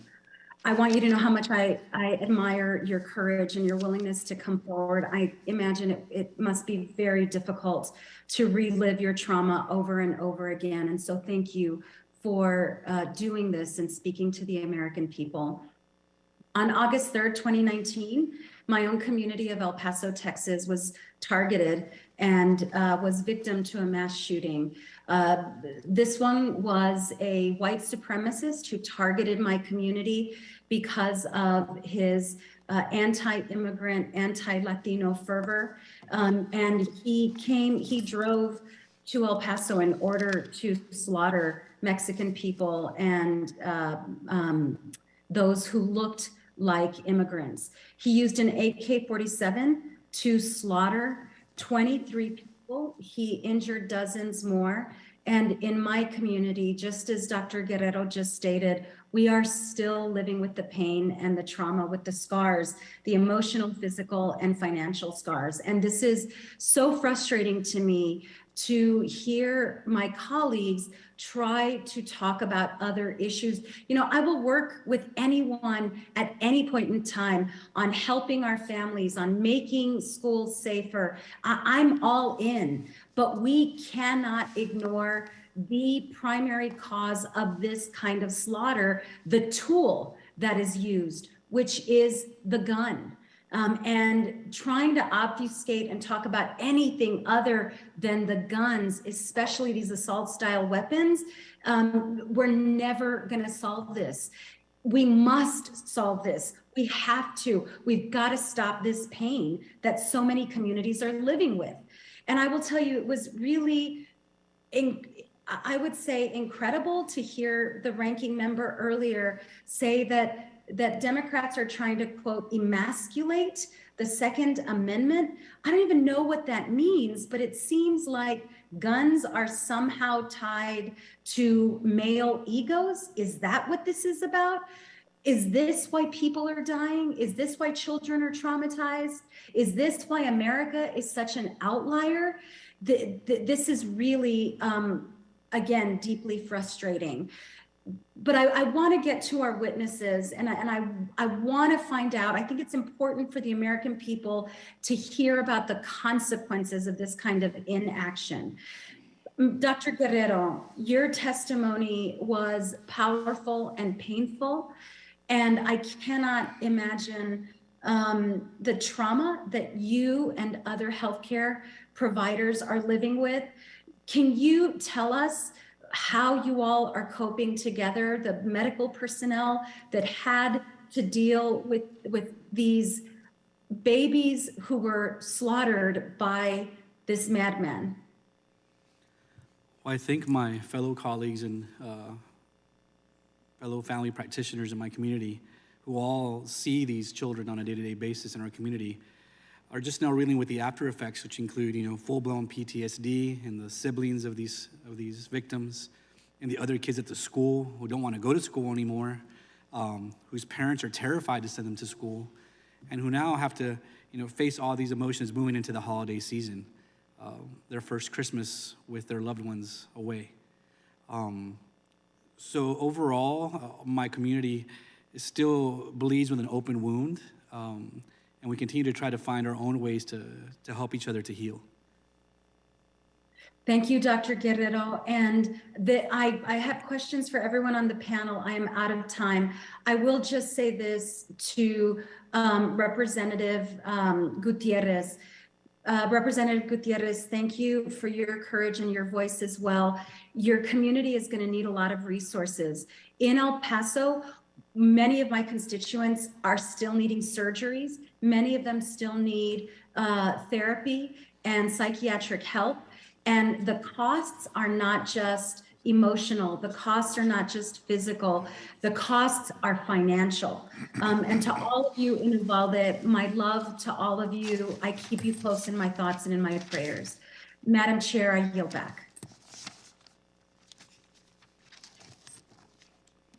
We thank the gentlelady for her testimony, and we're about to recognize Mr. Tiffany, and we will give him the respect to access the technology that he has to access in order to be prepared. Again, as I do that, let me acknowledge and thank Ranking Member Biggs, Full Committee Chairman, Ranking Member Jordan, Full Committee Chairman Nadler, Mr. Owens, Mr. Massey, Mr. Gomert, Mr. Stubbe, now Mr. Tiffany, who've joined us in this hearing. We're very grateful to you. And let me acknowledge the members who have joined us here, the Full Committee Chairman, Mr. Nadler, Ms. Demings, Ms. Macbeth, Ms. Scanlon, Ms. Dean, Ms. Escobar, who have joined us. Mr. Liu was here as well. I want to acknowledge and make sure that we have our gratitude expressed on the record for this very important hearing. We do want to acknowledge that Mr. Cicilline in the House led us on the assault weapons ban. I will have some closing remarks regarding this hearing to answer the questions of those who sacrificed to come here. We'll be happy to now yield to the ranking member of the subcommittee for unanimous consent. Thank you, Madam Chair. Thank you, Madam Chair. I referred to these two pieces earlier. One's from the CBS Chicago, dated December 5th, 2022. Chicago man shoots, wounds 2 of 3 suspects in carjacking. And then November 24th, 22, Newsweek.com, woman defends herself with concealed carry gun. I'd ask that they be entered into the record. While you're doing that, I have some additional documents, but I'm going to ask unanimous consent to enter into the record the report of the DOJ Inspector General. I'll refer to that in a minute. On the next background check, and I'll refer to that in a minute. Am I recognizing Mr. Tiffany? Mr. Tiffany is here. Ms. Tiffany, it is now your time. I recognize you for 5 minutes. Thank you. Thank you very much, Madam Chair. I yield my time to Representative Massey from Kentucky, if he is there. I'm here, and I appreciate the gentleman from Wisconsin. Gentleman has yielded time to Mr. Massey. Mr. Massey, you're recognized. I want to thank my colleague, Mr. Burgess, for recommending actual solutions that could work. As he said, the debate on the Second Amendment will continue for as long as this country is a country, but we need to protect our kids now. Mr. Lott, are there school districts where teachers and staff can be armed? Can you talk about that, and what are the results there? How many victims have we seen in those school districts? Right. There are 20 states that that allow teachers and staff to carry. You have some states like Utah and New Hampshire where anybody with a concealed carry permit who's a teacher or staff member is allowed to carry. Most other states require a vote either by the school district board or by a decision by the principal of the school. And it varies a lot across it. Some states like Oklahoma and Ohio have had 40% of the school districts with it, and Texas is over 30%. But what you have is we've had a couple decades of experience with these things, and there is not, from 2000 on, despite many thousands of school districts having armed teachers and staff, there has not been one attack where anybody's been wounded or killed in any of these schools. And the other thing is, when you read the legislative debate, when these laws get passed, there's all these concerns. Well, the teacher will leave the gun, or the teacher will get upset and accidentally shoot somebody, or they'll shoot a bystander or something like that. You cannot find any of the mistakes that they're concerned about. I know of a couple accidental discharges where nobody's been hurt, basically, as a result of them. But nobody has been shot by a teacher. Nobody's gotten a hold of a teacher's gun and used it improperly, despite the concerns. So much of the debate about armed teachers, about things that might possibly go wrong, but we have thousands of schools and decades of experience to go and look to see whether or not those are likely outcomes or not. I thank you. And Mr. Tiffany, I know you joined us remotely. Mr. Burgess would like some time. I'll yield back to you, Mr. Tiffany. Thank you very much, and I yield to Burgess, to Representative Owens from Utah. Thank you, Mr. Tiffany. I just want to, first of all, highlight once again how much we appreciate you guys being here. This is a conversation we need to have. You are the faces, you are the feelings, the empathy that we have to make sure we take care of our kids. And if I can just highlight, let's separate the long-term conversation with what is immediate today. Every day we put our kids in a school system, our grandkids, we expect to be able to pick them up, that they're gonna be safe. That should never be a question. Our kids should never go to school wondering if they're gonna be safe or not. We can do that today. I just mentioned one of the bills. Think about this one. The school safety best practices. It's a database, a clearinghouse, where all the best practices throughout the country is put in one location, and schools, law enforcement agencies, institutions of higher learning, and public can access it. So everybody doesn't have to go through the same experience of getting to be the very best at protecting our kids. This was turned down by the Democratic Party. What are we trying to, I guess the question is, what are we trying to accomplish? Do we want to make sure we just focus on the Second Amendment, or do we want to take care of our kids first? Let's get them off the table. Let's make sure they're not being used as hostages. They should be not part of this. We should never have this conversation ever again. If we take care of rule number one, take care of our kids. I want to ask also something that my friend Jack Barrow said earlier. I grew up in a time when respect was being taught in the household. Back in the segregated days when my community led the country in the growth of the middle class, men matriculated from college, men committed to marriage, we had more women getting married, black women getting married than white women, because we respected that institution of marriage. Yes, if you want to get back to the core problem, let's make sure we're getting back to the family unit where these kids be raised right, where they understand discipline and respect. And if we start taking that off the table, guess what? Nothing we do here is going to change. Nothing. So I know that's kind of a spiritual thing that some people don't like to ever touch, I'm gonna tell you something, guys. This country is based on Judeo-Christian values.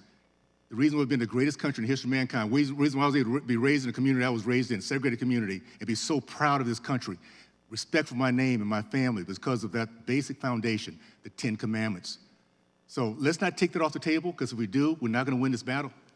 Meanwhile, let's focus on our children first, and then we can have this other debate about Second Amendments anytime you want to, but they should not be part of this equation. Thank you, Ms. Tiffany. I'll yield back.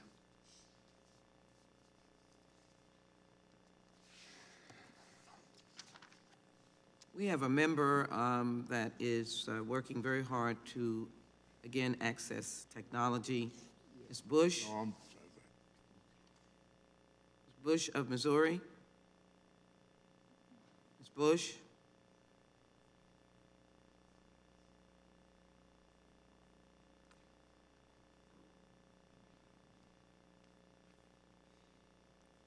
Thank the witnesses for their patience. We are trying to be courteous. We appreciate the time that you've spent with us. This is very, very important to us. So if you just give us a moment, and I will close the hearing with some responses as the prerogative of the chair.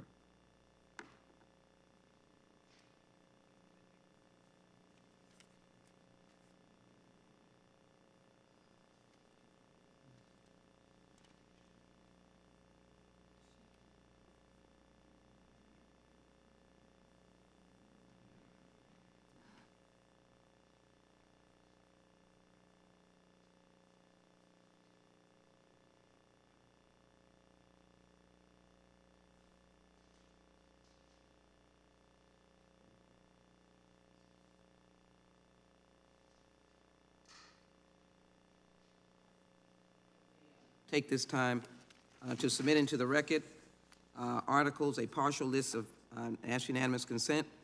Without objection, a partial list of mass shootings in the United States in 2022, New York Times. Sandy Hook survivor 17 tells her story for the first time since the tragedy 10 years ago. I thought I was going to die. Washington Post, they hope she was hiding in the Uvalde school. Instead, she was gone. In essence, she was dead. The Red City defund police problem. Large cities with Democratic mayors spend far more money on policing and hire far more police officers than large cities with Republican mayors. The Red State murder problem. I ask unanimous consent for all these articles to be submitted into the record without objection, so ordered.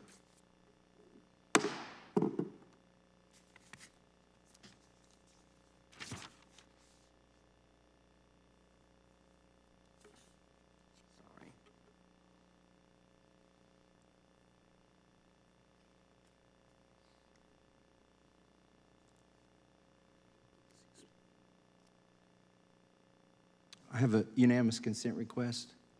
Absolutely. Mr. Massey? This is from Shooting Sport News. It's an article called Attack on 2A Researcher Dr. John Lott Rebuffed by Defenders. This is in response to an accusation that his data has been debunked because it hasn't. So I'd like to submit that document. Without objection, so ordered.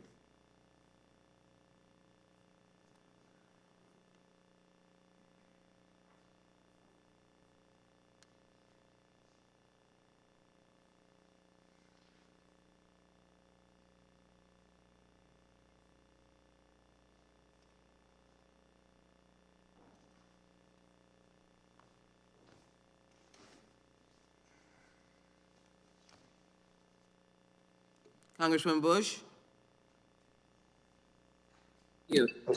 Thank you. Congresswoman Bush? St. Louis, and I thank you, Chairwoman, Madam Chairwoman, for holding. We're ready to yield to you now for 5 minutes. Are you able to, can you hear me? Very well. Thank you so much for making the effort. Thank you. Yes, thank you so much for holding this hearing.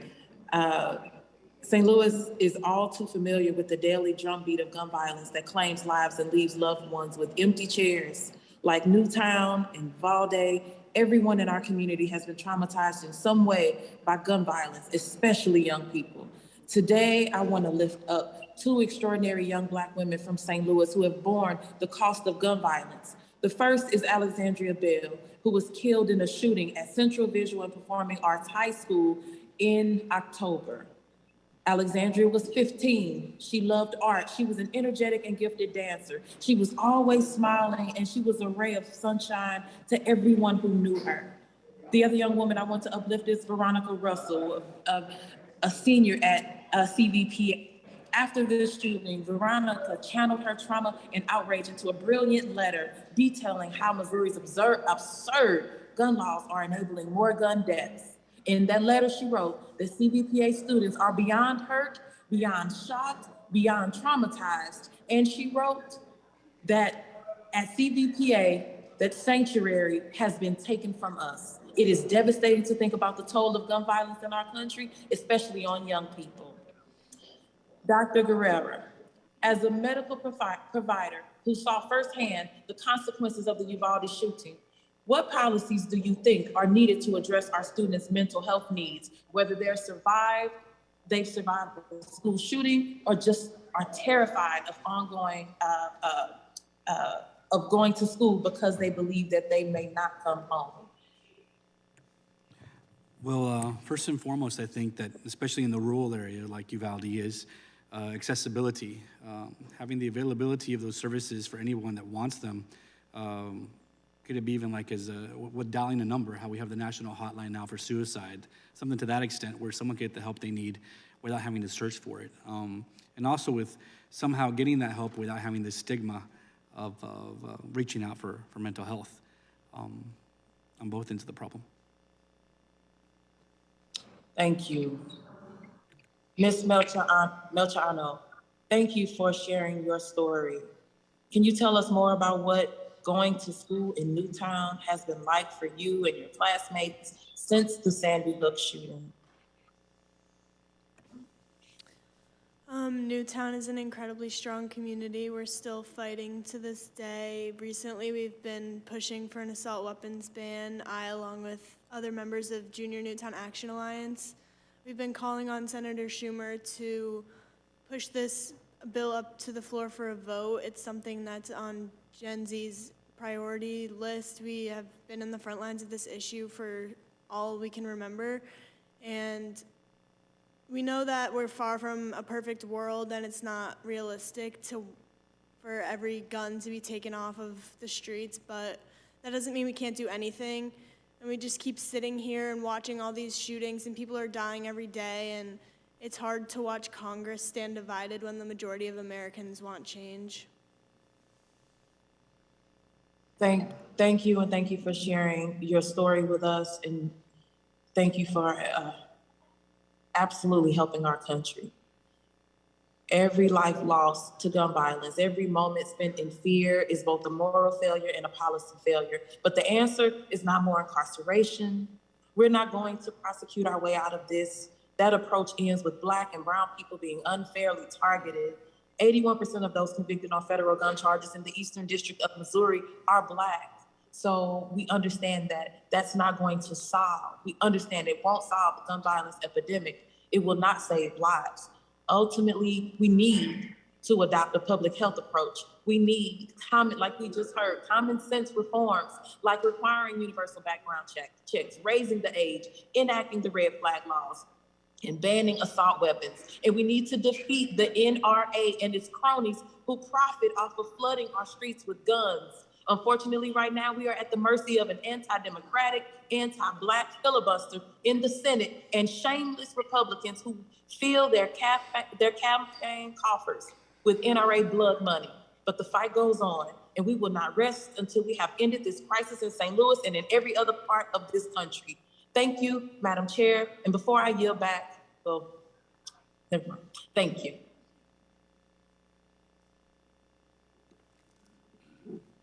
Congresswoman Bush is a trained nurse, and so I want to thank all of the health professionals who sadly have to confront this issue. As I indicated, I will take the prerogative of the chair to bring this hearing to close with a few points of inquiry that I wish to do, and as well, I will then raise the answer to the question that we started with, Uvalde, gun violence, and seeking bipartisan solutions.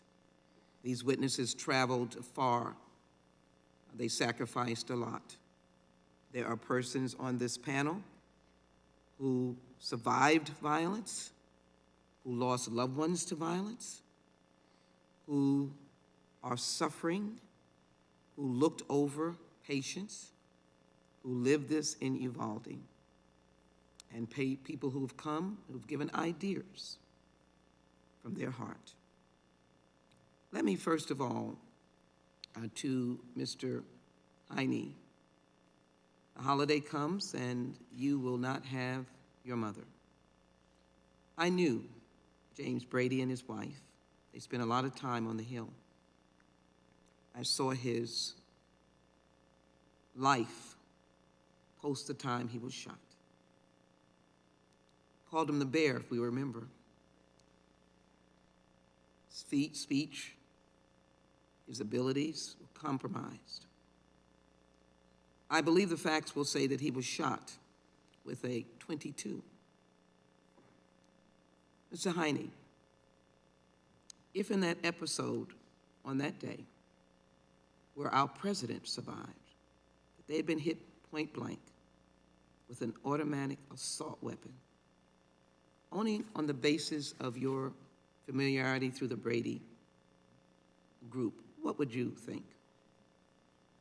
I think it is clear it would likely be far more lethal. That event could have been far more lethal. Your parent, your mother passed, but your father, and you said there was a lot of work.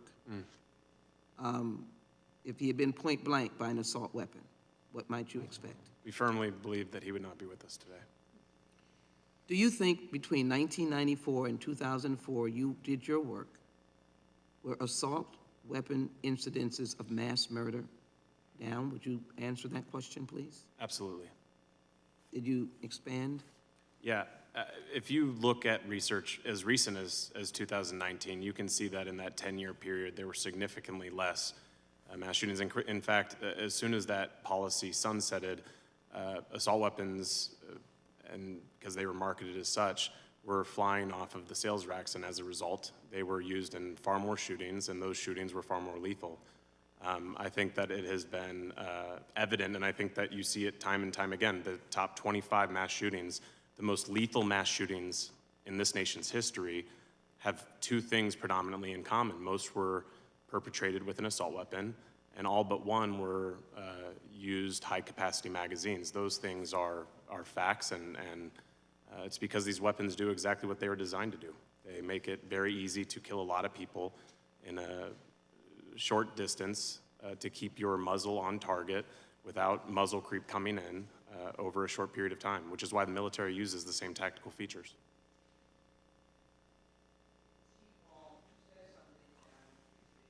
You're reminding us, and that is, you said something about law enforcement officers, and as you well know, I clarified that this is not a statement. The vast numbers of law enforcement officers today, yesterday, and tomorrow that are on the streets of America. But you said something about what you are supposed to do when shots are fired, and particularly if you might come upon a school, maybe a hospital, a church. What, Chief Hall, did you say about shots fired? You know, there's 2 points to this.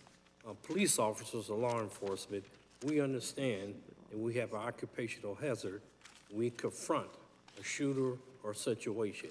We know going into that we might not come out of that. The person who we're going after, the perpetrator or the one doing the assault, he's going to suffer that same occupational hazard that we have.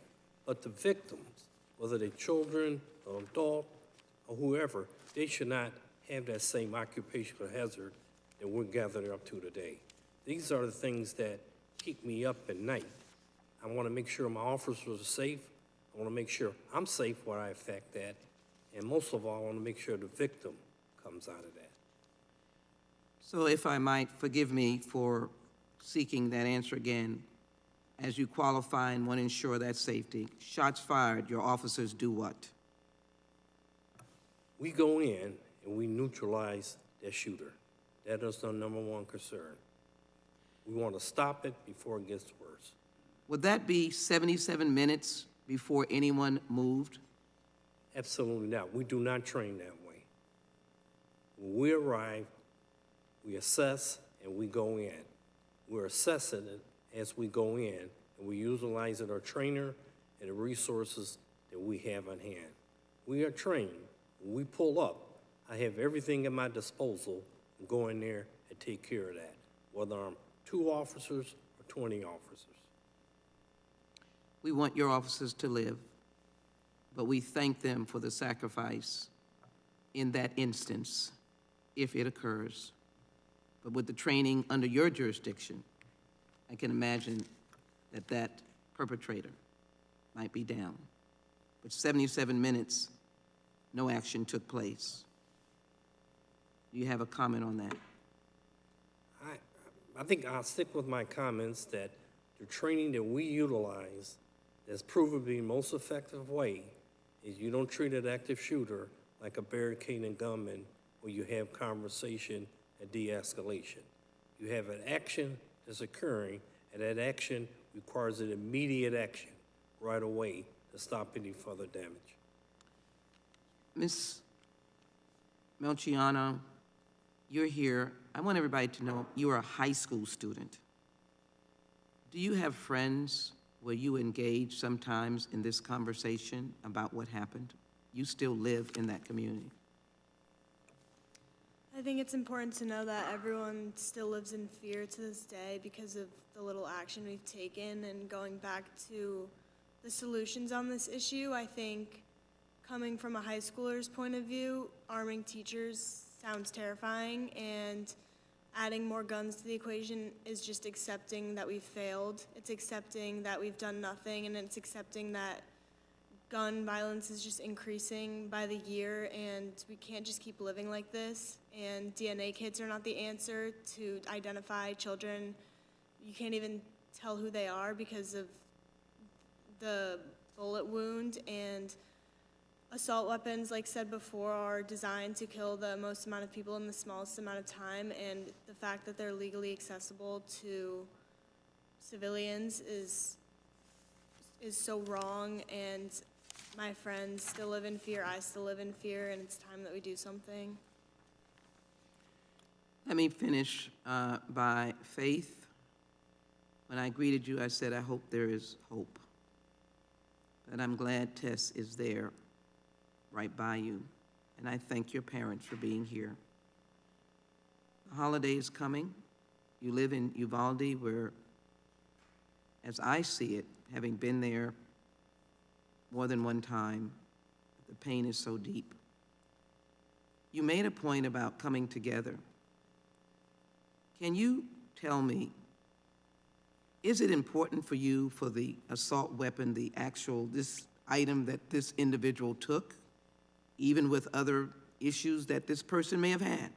Is it important for this weapon of death to be banned? I believe it is. If it's being used multiple times to murder children and teachers, then it's the issue, right? I can't even explain to you how it felt looking at my sister laying in her coffin. I didn't recognize who I was looking at. A little girl who I knew looked like that, she didn't look like that anymore. It looked like she had to be pieced together again. So if you want that to continue to happen to people in America and blame it on other things, then I encourage you to do it. But America's never going to be whole again if you continue to let this happen. I close by simply adding the list of shootings and to indicate that the two mentioned in France and Norway do not even compete with Uvalde, Buffalo, Boulder, Dayton, El Paso, Gilroy, Thousand Oaks, Tree of Life, Parkland, Sutherland, Las Vegas, Pulse Nightclub, Sandy Hook Movie Theater in Aurora, and beyond, even today. Ask unanimous consent for that to be put into the record. In addition, since Sandy Hook, 25,000 children have been killed by a gun. 25,000. I don't think we can compare universal background checks and other aspects to how we would have closed that gap. What I will say is that to Mr. Brewer, I am open, as I have been as a member of this Congress, to the kind of supportive elements that will make our community better and whole. Nothing is mutually exclusive, but I ask you, and it's not a question, to as well consider that the weapon of death is an assault weapon, among others, and that if I am to yield into you, that prayer, as we respect each other's individualism, I know the Mata family prays. I know the first time I met Senator Gutierrez, I was in church, but we were praying because there were dead children and dead teachers in Uvalde.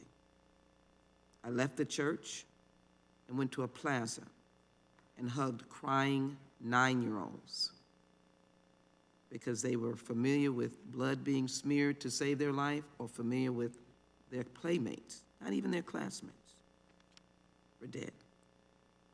These families will go into the holiday, the precious holiday for Christians of Christmas, where the joys of children ring through the house. They will go into the holiday in that spirit. So I think the federal government is owing to the victims. We can't continue to talk about 25,000. We can't continue to see why the Kimberly Vaughn Storage Act has not been passed yet. She was the youngest who died in Santa Fe. Submit that bill into the record without objection. And we cannot not have answers. And I say this in the humblest manner that I can. I believe we should call for a federal investigation of the actions, law enforcement in Uvalde. I will work very hard. I know that there is work being done, but I do believe, as I've made it very clear, Chief Holt, I do not speak to the totality. I speak to the actions that occurred on that date. In addition, I think it is imperative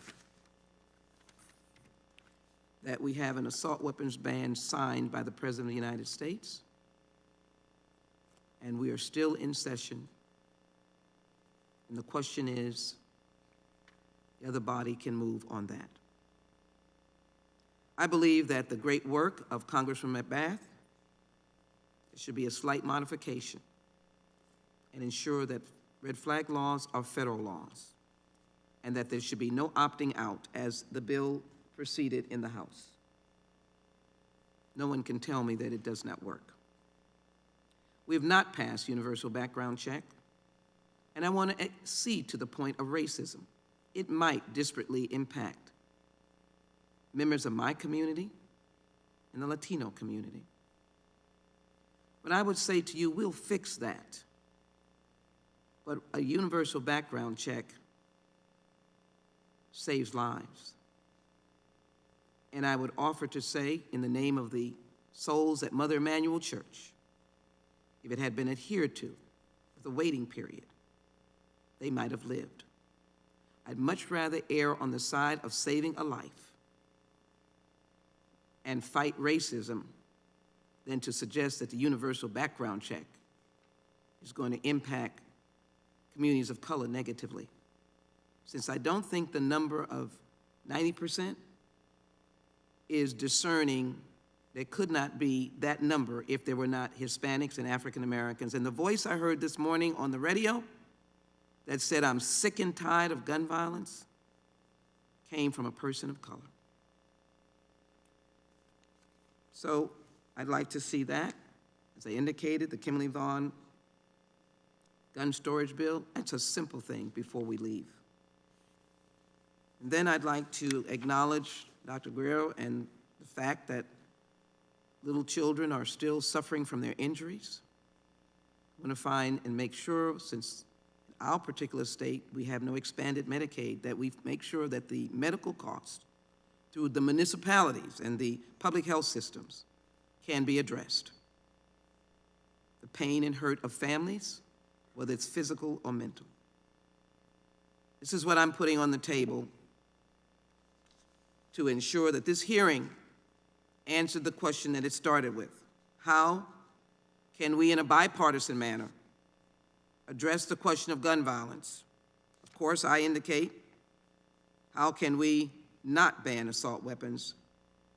Thinking back to the hearing in September with Kimberly Rubio, the mother of Alexander Lexi Rubio, said, "I'm just a mom from a really small town who wants her little girl back."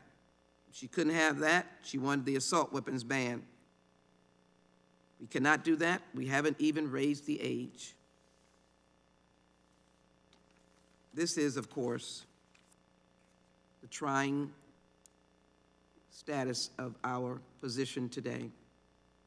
Leave not in despair, leave with hope. As I pause, does the ranking member care to share a moment? You're recognized. Thank you, Madam Chair, and I too thank all of the witnesses for being here. I learned something from each one of you, for sure. I get back to the same question, which I think is, which is the actual premise if you're going to solve this question. Why does someone shoot? Why pull the trigger? Why do they do that? And if we're not willing to have that discussion, which apparently we're not, you'll never resolve this issue. Not in a country that already has 300 million guns or whatever it is out there. We better take care of that question. And to denigrate data, at the same time saying that that's what you want to base your decisions on, to me that's just irrational. And it's difficult. It's difficult because this is a difficult question. And some would say, oh, it's just real easy. It's just real easy. But it isn't so easy, because if it were, it would have been solved. And we can't even get people to be willing to take a chance and say, how can we solve the root cause? Maybe Mr. Brewer's solutions are the way. Maybe you've got different solutions.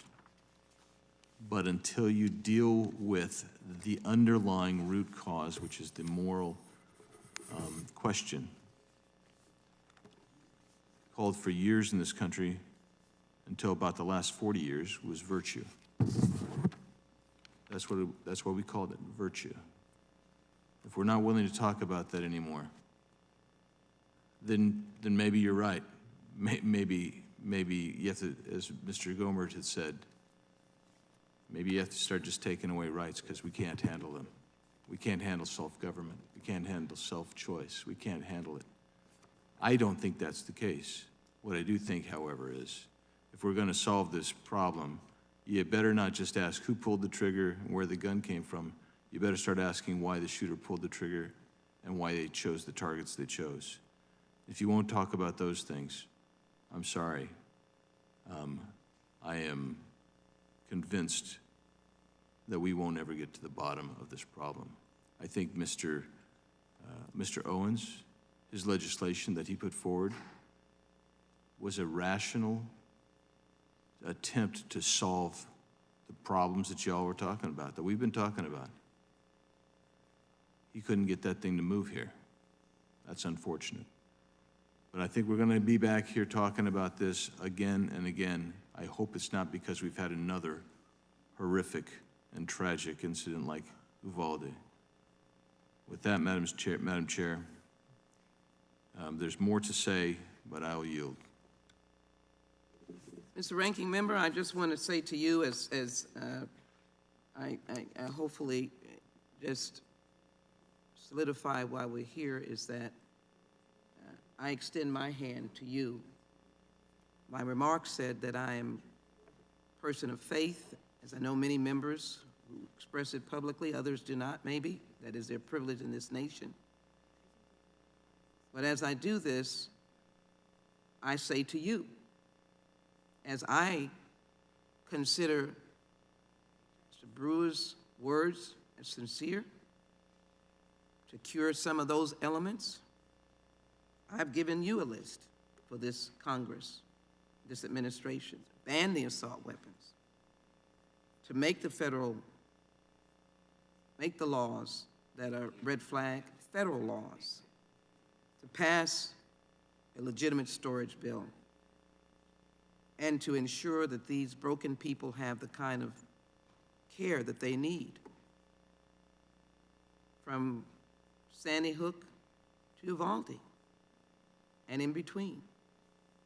And I might add, because of the words of Chief Hall, to make sure that there is the sufficient training of our officers to know the policy has changed.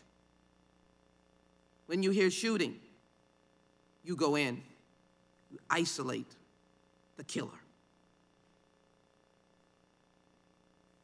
And that's why I've called for a federal investigation, so the nation never experiences 77 minutes ever again. I conclude now. Uvalde County 911. There's somebody banging at my school at the rear parking lot of the river. I'm actually near the funeral home in the back. Are you in? There's somebody banging at my school, obviously a child's voice. It concludes by saying, I'm so scared.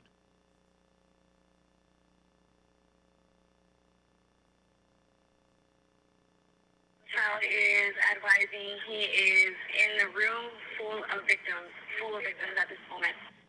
The child is advising, as he is calling, he is in a room full of victims, and he is with victims at this moment. You can imagine what the victims look like. Can you tell the police to come to my room? I already told them to go to the room. We're trying to get someone to you. Can you tell the police to come to my room? I've already told them to go to the room. We're trying to get someone to you. To the families, to the witnesses, for the sacrifice. This hearing that came out of your courage to stop the bloodshed and to find the bipartisan solution to the horrors of gun violence and the assault weapons, at this time is now adjourned.